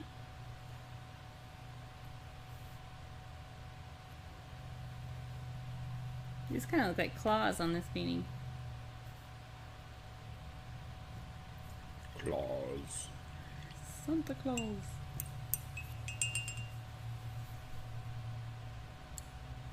Probably the hardest part on this will be adding the whiskers later. You'll either love them or you'll, I can't talk. You'll either love them or you will hate them. When I used to teach a paint your pet class in the studio, it was like a 4 to 5 hour class. Everybody was exhausted at the end and terrified to paint whiskers, so I literally would go around and I would paint whiskers on every single person's painting if they wanted me to, and all of them did, so I might end up like with 20 sets of whiskers. I got real good at it. We're not going to paint them on quite yet. I'm just going to give you a little warning that that's coming up soon. You can use a paint pen. Some of you guys have done the projects from us where you get the white Posca marker. That's a perfect thing to use for whiskers. If you don't have one, Michael's Posca marker in white. Okay, final fur layer. We are going to mix just a very small amount of violet to white, so it's almost white. And let's have a look. You can see the difference between the two. So this is without that final fur layer. So if you like it as it is, you can leave it like that, or you can use less of this lighter color that we use. But you can see that this one has a lot of depth because of all the different layers of tones of purple that we've put on there. So I'm going to use my number 8 brush again. That's the one I've been using throughout for the fur. And this is white tinted with violet. So let's scrape off white. I've already got some light violet here. So you want it to look really, really, really light. Lighter than your last layer for sure. It's just tinted white. I think I will add a drop of water to this and stir that around, maybe 2. Just kind of mash that around with your brush. And like always, we don't want to start with a giant glob of paint on the brush. So wipe it off on your palette. That way you can reuse it, or wipe it on your towel. Use the thin edge of your brush. Start along here. And yes, you can see it's definitely a lighter color. Yours doesn't have to be as high of a contrast of lightness to mine. Like if you wanted it a little more purple, you could add some more purple back in there. Again, just come close to the nose with the corner of the brush. Play around with what happens when you press a little harder. What happens when you are keeping the pressure really light. I will tell you for the Distinguished Otter, this one here, you can see that the fur was a lot neater. I had a lot of water mixed with this paint, and I used super light pressure throughout the whole thing. This one, I kind of varied the pressure a little bit more, and I paid a lot of attention. I think I just wasn't paying enough attention to see that I was being too neat. And you can also mix in shorter pieces of fur mixed in with longer ones, because like humans and other animals, they shed and the new fur grows in, so you will have different lengths of hair. I saw, and when we started the camera, I said to Paul, oh my gosh, you can see where all my hair breakage is, because the lighting was like picking it right up. So yeah, breakage, otters have it too. Shedding. I watched a video not that long ago on YouTube. Do you remember that, Paul, where the otter was trying to escape the orca, and it got on the edge of the boat? Yeah.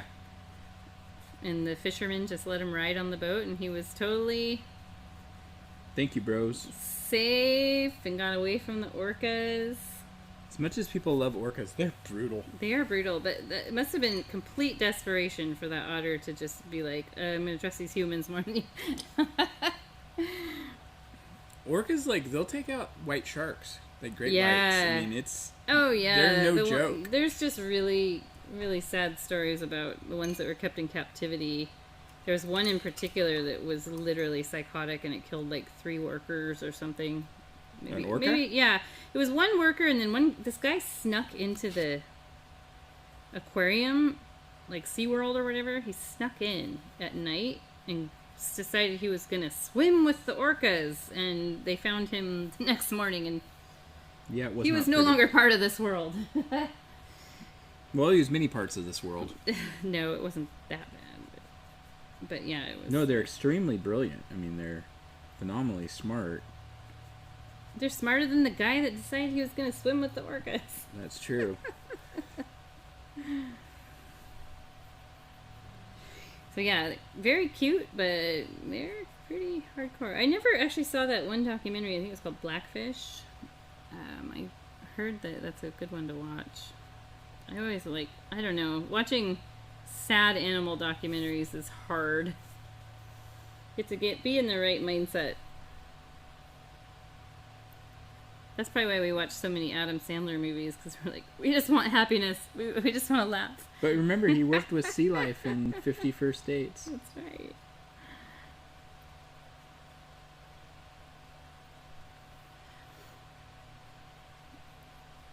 Okay.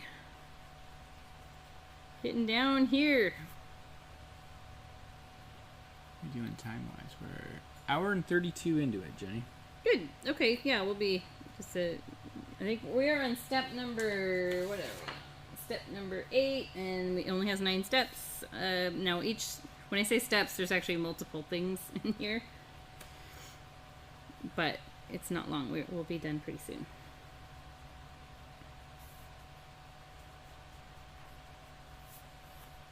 Oh, so cute! Okay, so if you're ending up where your otter is looking kind of raccoon-like, because there's too much dark around the eyes, that's something we can easily adjust with a smaller brush. So let's have a look at the 2 different faces. This one you do still see the dark around the eyes. This one is definitely a lot more prevalent. And what I did with this one that was different is I used a smaller brush, and I came up close to the eye in a couple spots. Plus, when we add the white highlights in the eyes here, that's going to help that too, just overall. So I'll want to use my smallest brush, and this same color we've been working with on our last fur layer, and I'll mix a little water with it.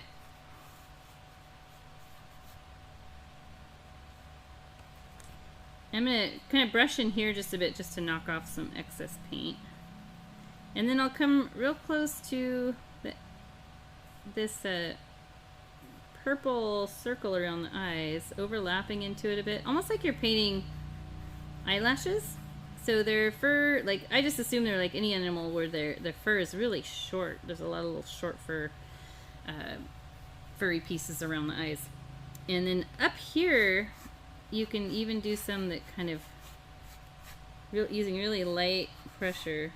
Let's do a few stray, almost like whiskers that come up around the eyes, like so.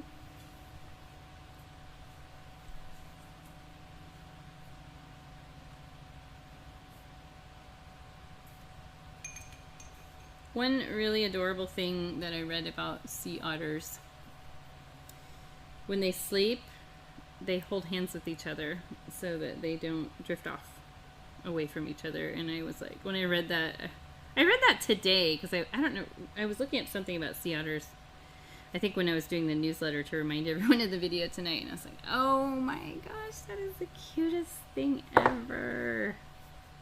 They hold hands. So you can use this little brush with a little watered down, this light violet, and get any more stray, shorter, thinner pieces of fur throughout here. And even on the edges too, they look good to have a few that flick out over the ears. Rogue hairs.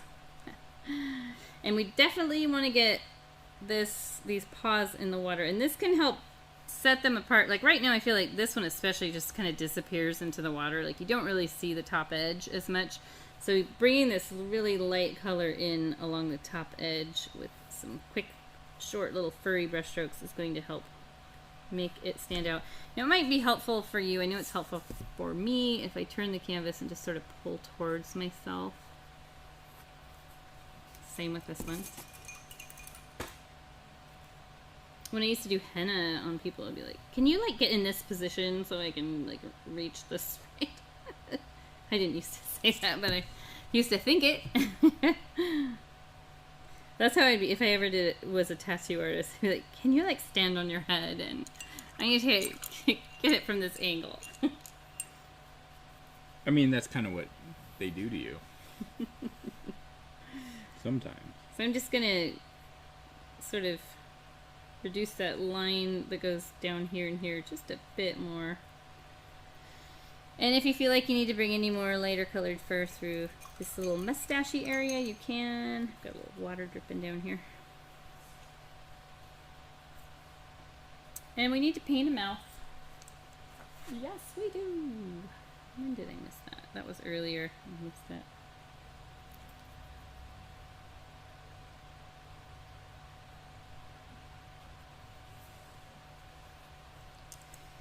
Okay. Let's get a mouth painted on. All three of my paintings, the mouth looks just the same. It's just the little hint of the mouth before it reaches the water. You might end up with just this part. Just that little line that comes under the nose. And that would be just adorable. So whatever you end up with, you end up with. And I'll take my littlest brush and some black. Just a little black on the tip of the bristles. You might put a drop of water on the palette and mix some black into it. But you only want a little paint on the there we go, on the edge of the bristles there. So this line would basically come all the way down. And you can bring it all the way to the water and that could be it for the mouth. Or you can split off and come down like this.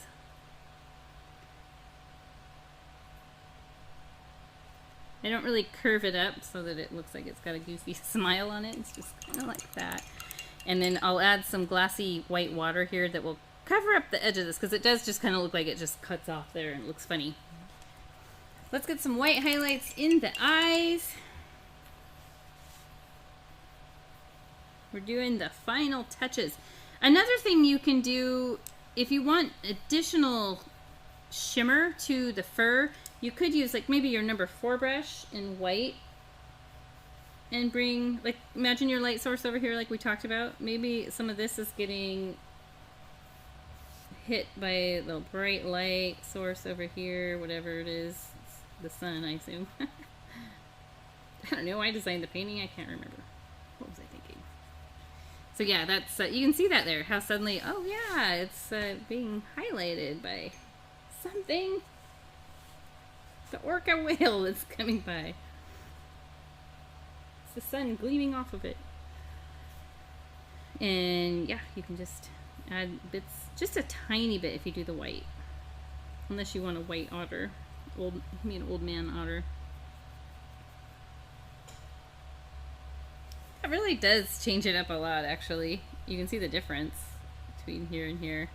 It's tempting to just do it over here too. You could do a little, but if you want to keep it so it looks like there is some kind of light source over there, just keep your highlights this way. And now I'm going to do these cute water lines in the eyes. So all of us, animals included, we have a water line that is at the edge of right at your lower eyelid, and it's on us, it's pink usually. And on animals with black eyes, they always have the natural eyeliner built in, so when the light reflects off of it, it looks kind of grayish. So I just did this in white because it's such a thin, small amount of white that it's transparent enough that it ends up looking kind of grayish. And it's not the easiest brushstroke to do because you just need the thinnest little line, but it's the easiest brushstroke to fix if you end up with too much. So if you end up with a thicker line, which I've seen so many times in the Paint Your Pet classes, super easy to fix. Let it dry, let the white dry, then come in and just sort of carve it out a little bit with the black so you're actually thinning the line out from like the outside working inward. So I'm going to take my littlest brush, dip it in the tiniest little dot of white. You can see I have just a speck of white on there. See that? And then I like to hold my canvas in some weird position that works for me and start at the very, very light pressure, start at the outer corner, work inwards, come in about halfway. And I'll do that over here as well. Very, very light pressure. If you feel like you'd rather do it in a darker, safer color, you can mix the violet and black and make a charcoal gray and try it with that. And it looks funny until we add the white highlight specks in the eyes, which I'm doing right now. So I just re-dipped my brush in a little white, and I'm going to do in this upper left corner of each eye, just a little white dot. So upper left here, because your light source is going to reflect on the same side of the eye. And then if you want to be extra, you can make another little dot right next to it that's maybe a little smaller.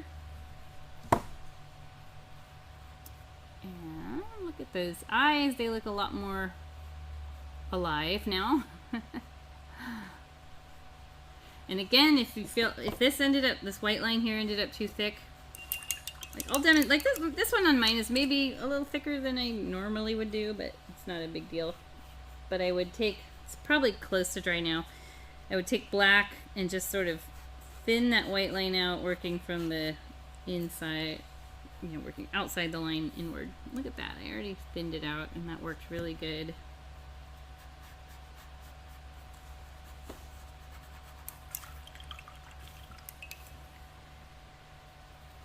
And we'll want to put a white shine on the left side of the nose, a little bit on the ears, maybe an additional one on the paws. Okay. Little speck of white. Come down with this kind of the same area that this turquoise is in. Do a little white shine like that. I can even like kind of smudge it in a little bit. This ended up kind of like a slightly harsher line than I wanted. So I'm just using the brush without any paint on it and sort of smudging it around. Another thing that we've done is you can highlight like this side a little bit so it makes like this line look like it really goes inward.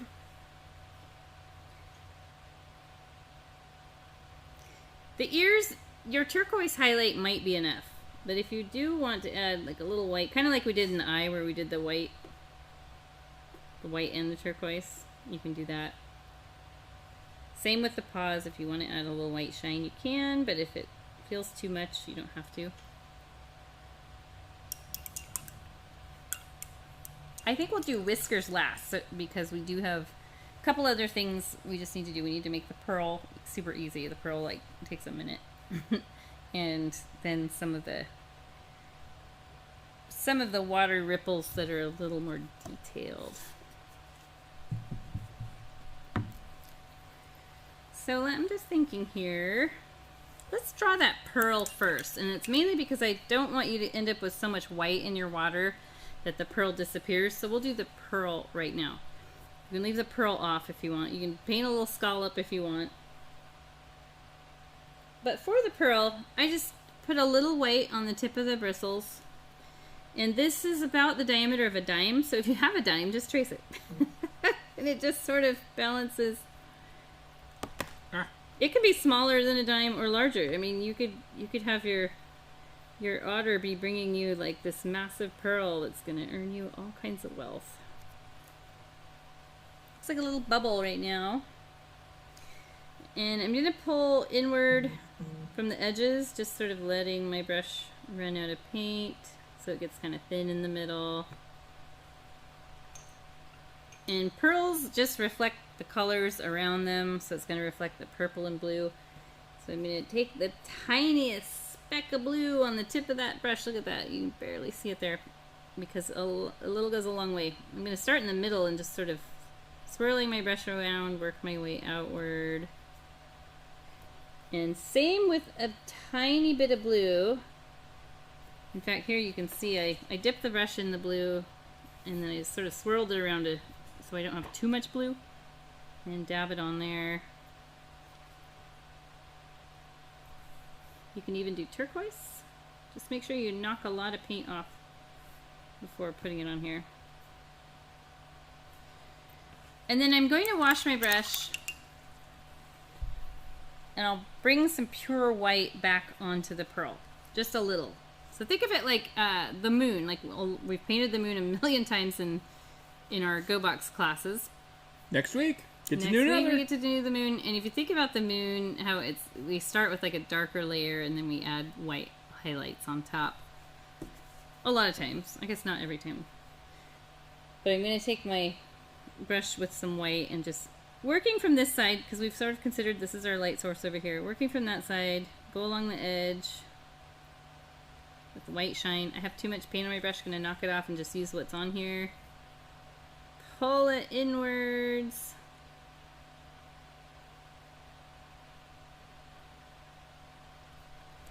And there, you've got a pretty little pearl. You can keep working on that as much as you want. You can work on it tomorrow. You can work on it 6 months from now. Da Vinci said, paintings are never finished, they're only abandoned. Speaking of that, my kava is abandoned. You put your cup too far away. There, that's good. That's good. This kava's got some funk to it. Yeah, it's not the greatest. I don't love it. Let's wash our number 8 brush. Get these final touches done. It's looking cute, looking good. I'm not sold on my pearl, but I'm just going to live with it. Mm-hmm. Let it dry and put a little more higher contrast white on the left side. I think you'll like it a little better. Okay. The ripples in the water. So this, what we're going to put on now is the water that goes right up to the edge of the head. So he's just broken through the surface. This is going to cover up any weird edges of the mouth where it just kind of ended and didn't look quite right. We're also going to do that around the paws, and you can do a few ripples that come through. I like to use the number 8 brush. You could also use the number 4, unless you have some other amazing brush you have at home that you love. Maybe made out of camel hair. Camel hair. Yeah. Okay, so I'm going to pull aside some white. Now poke through the top. Mine's gotten dry as it sat here, and I think it's just how warm it is in here. You can add a little water. Your water might be bluish. That's totally fine. It's still going to paint white on your canvas. Just so you know, Daniel had asked me, he bought some brushes at a moving sale, and some of them were camel hair. Oh, cool. I was like, yeah, they're fine. He's like, so they get the job done? I'm like, yeah. So let's start by just using the thin razor edge of your brush and come straight across the bottom of the head. You can do quick, short little brush strokes because it doesn't have to be a perfectly straight line. because he's just sort of disturbed the surface of the water. And then I like to come around with this sort of flattened loop or curve. You can even do more of those, and see how I kind of do it. I don't know what you would call that. A ramen noodle shape. Ooh, that sounds good. Ramen does sound good. But not like... And over here, so just the way ripples are in water. Like and we're ramen. kind of looking at the water at an angle, so it's not going to be like curved like a C shape. It's going to be more like a squished shape. And you can bring, using that thin edge of that brush, you can bring some further down in here. Good thing we painted the pearl first. I think it could get lost real easy.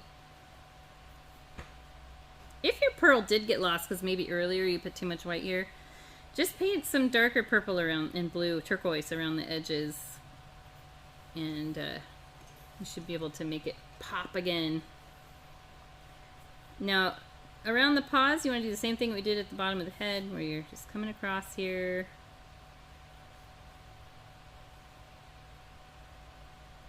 You little ramen ripples.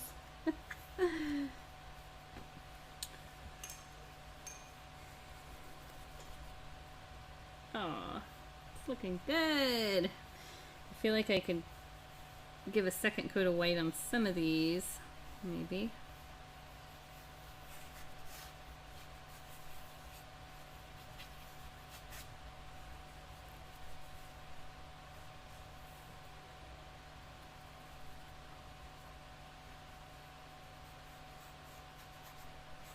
I can even do some down in here. He's flipping his little feet around in the water, creating a little disturbance.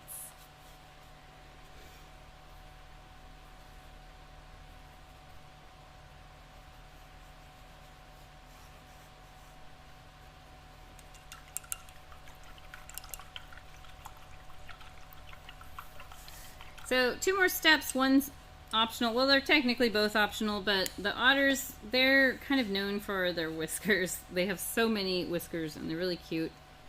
This one I gave a lot, so let's have a look at the others. Again, a lot of whiskers. Let's look at the distinguished otter. He has a lot of neat whiskers.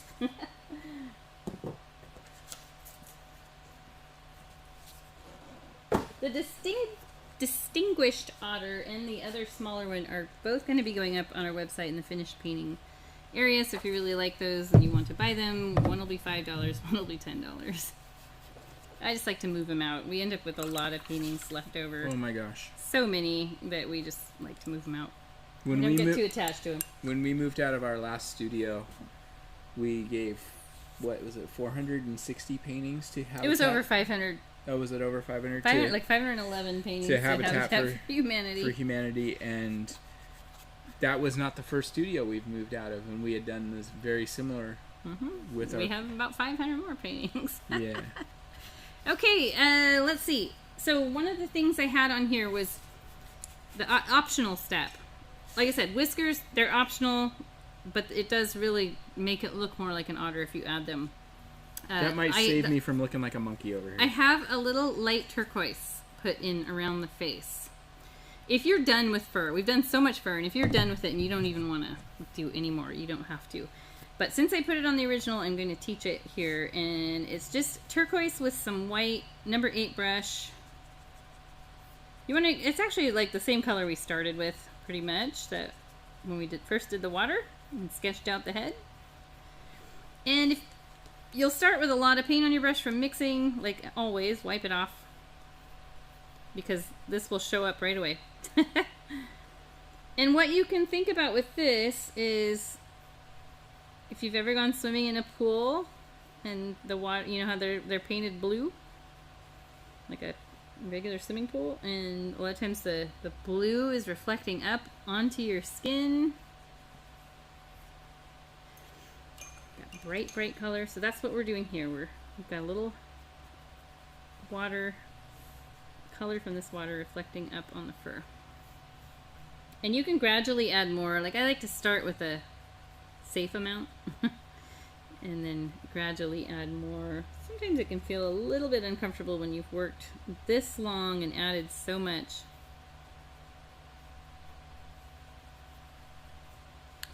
think I'm done. Did you do Whiskers? Oh, you did. I did. Oh, yours has like a big koala bear nose. Mm-hmm. I like the water. That's good. We'll show Paul's in a I minute. put my effort into what I know I can do. Okay, so Whiskers. Let's talk about them real quick, and we'll do those, and we'll sign our painting and be done. So they come out of this area, just like your dog, cat, rabbit, whatever. And some of them will come out, you know, closer up in here, but for the most part, they're out of this muzzle area, whatever you call that. And Snout. yeah, and some are going to be short, and some are longer because they shed those too. I'll find my dog's whiskers in the house sometimes. And they're going to point out over the water. Like some of this is even stretched all the way over the pearl, if you were to look close. And so yeah, they're going to come down and out. Always outward. You don't want to do any of theirs straight down. They're always going to go down and out. And then as you get out here, they're getting closer to being horizontal, but they're not horizontal. They're always pointing downward and outward. At least that's what looks best in the painting. And the key here is to have very watered down paint.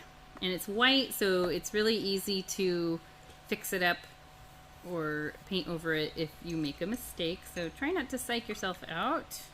I'm gonna dip this brush in water, put some water here, and add white to it. The texture, the consistency, about like milk, is perfect for that. So thinner than like heavy cream, half and half for milk. And if you have too much paint on your brush, pull and twist or swipe it. Let's start with one that's kind of inconspicuous. Are there any that are inconspicuous? I don't know. We'll just start with one right down here. I'm not pushing hard at all. In fact, you can see I'm sort of floating my brush.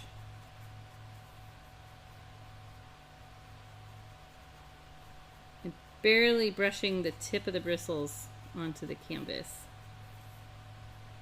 I like to do a lot of little short ones throughout here. And then as I get more comfortable, maybe do some of the longer ones. You can always like add to one too.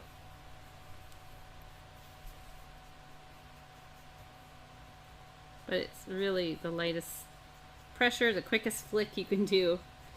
And if you get a whisker that you first do it and it's like, oh my gosh, it looks horrible. Take a little corner of your paper towel, wet it, and literally just wipe it off your canvas.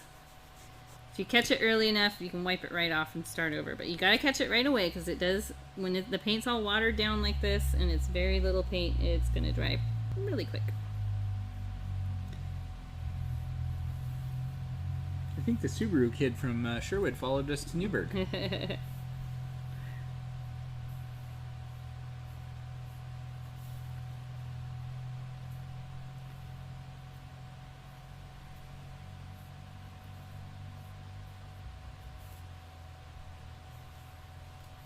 So many whiskers. It's like a walrus.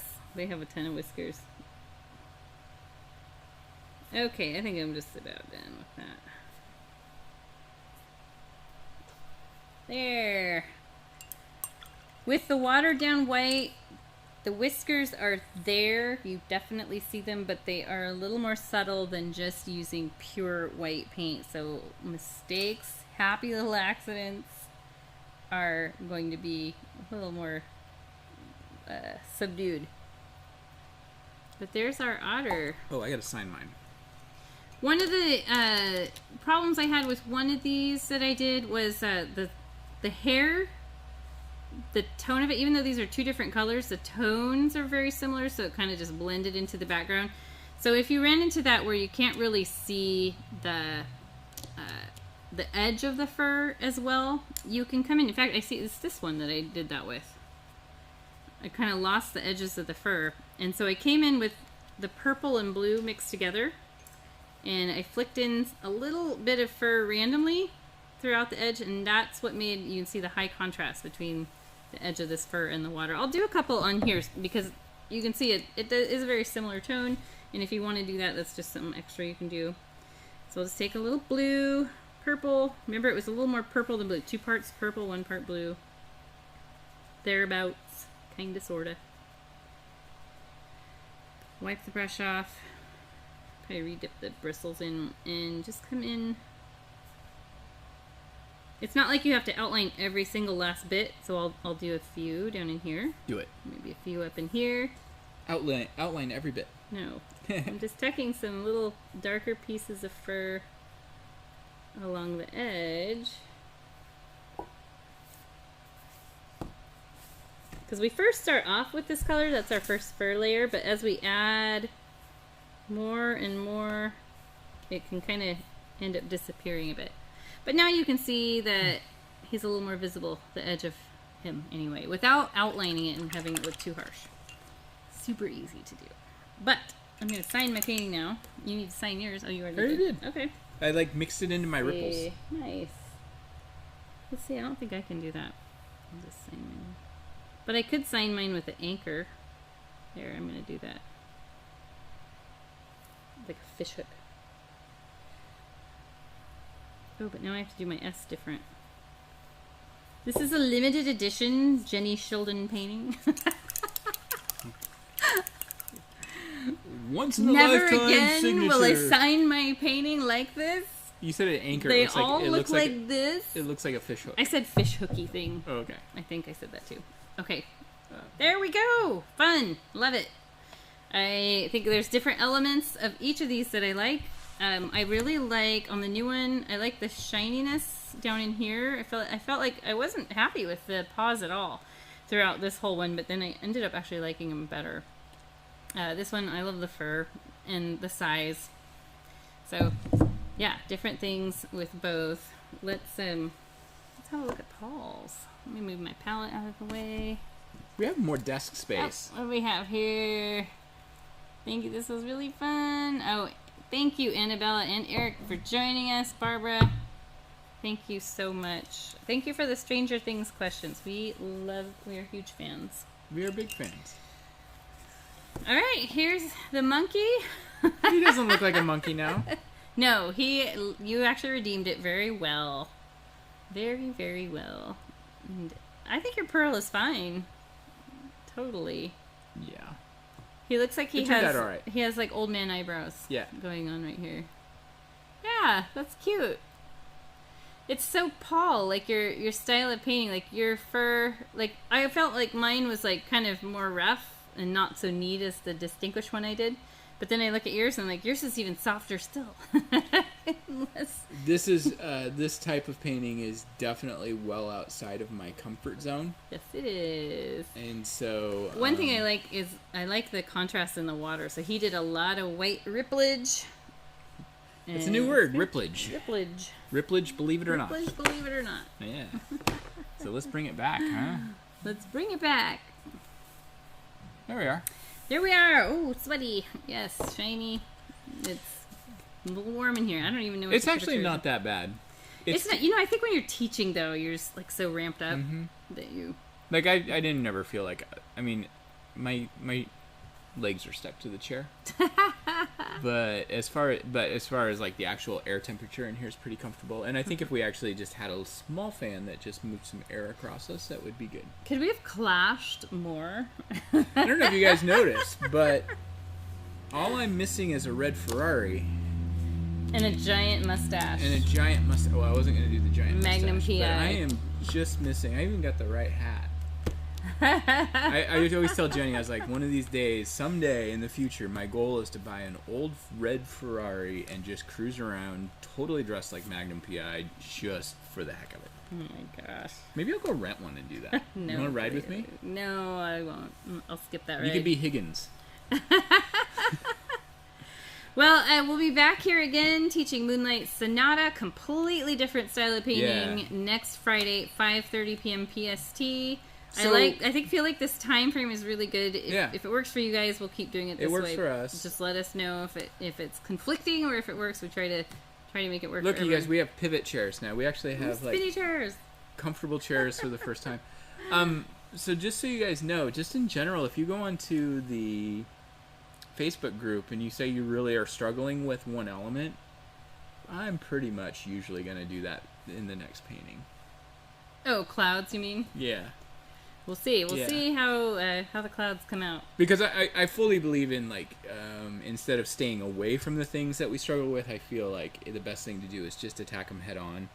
I know that last month people were a little uncomfortable with the trees, and I think maybe when I taught it, I kind of glazed over the trees. You assumed everybody knew how to paint fir trees. Well, and it wasn't so much. It was kind of that, but it was also kind of one of the things that with fir trees in general, I try to get people to not worry about them too much. Like, don't overthink it. Just kind of just throw a basic shape on there that looks similar. But I think sometimes I need to remember to show people what that really simple, basic concept is. And with this one, we're going to be doing a lot of fluffing the edges. Yeah, if you look at the instructions, I think there's only 5 steps, but a couple of those steps have... Oh, here, I'll tilt it. You can see that it's kind of glaring.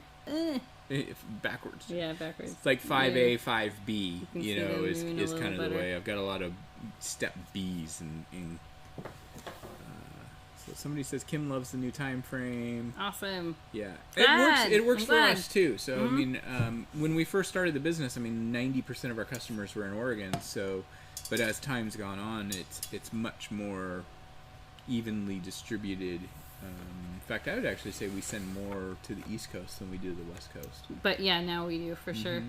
So if you're not a GoBox subscription subscriber and get the monthly box, but you want this project, we do sell it individually, all of them. So we break it apart, and you can buy a single project on our website under the shop button, and you'll get all the paints that we use for it, and you'll get the color printed instructions. You can add the brushes. A link to the video if you want to, obviously, you want to do it again. So you guys also, like, these brushes that we use, you guys have seen them on the close-up. They're the exact same brushes that you guys get when you sign up for the subscription box.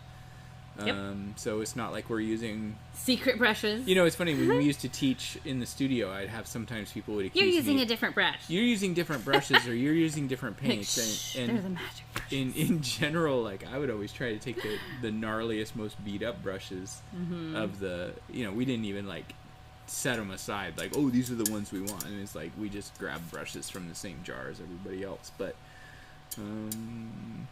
yeah, let us know what you guys think of the new studio too. I mean, we're obviously gonna do some stuff in the background. We're gonna do some stuff in the background. We just wanted a really neutral color in the background, and I actually like how it looks. I mean, even if we're just like, I like the idea now of painting like a outer space mural. What we'll do is we'll set up the projector and just project moving nebula on the background. Ooh, yeah, I like that idea. I'm totally into all that celestial stuff. So if you see me looking over this direction, it's because the camera is there. And then there's a monitor and a monitor there. There's a monitor there. And we never quite remember exactly where to look. So it's like the camera's there, it has a little screen on it. Then that monitor is bigger, and that shows us real time what's going on. And then over here is our YouTube feed, which has a little delay. So if you see us looking around, we're still we're not professionals at this stuff. No, but we will see you here next week. Yep. GoBox.com if you want to see what we're all about, and we'll be painting Moonlight Sonata. Get your mental game ready for clouds. We'll do it. And I think we're gonna go get some chips and guacamole. Okay, sounds good to me. Let's do it. Bye, guys. Bye, everybody. Thank you.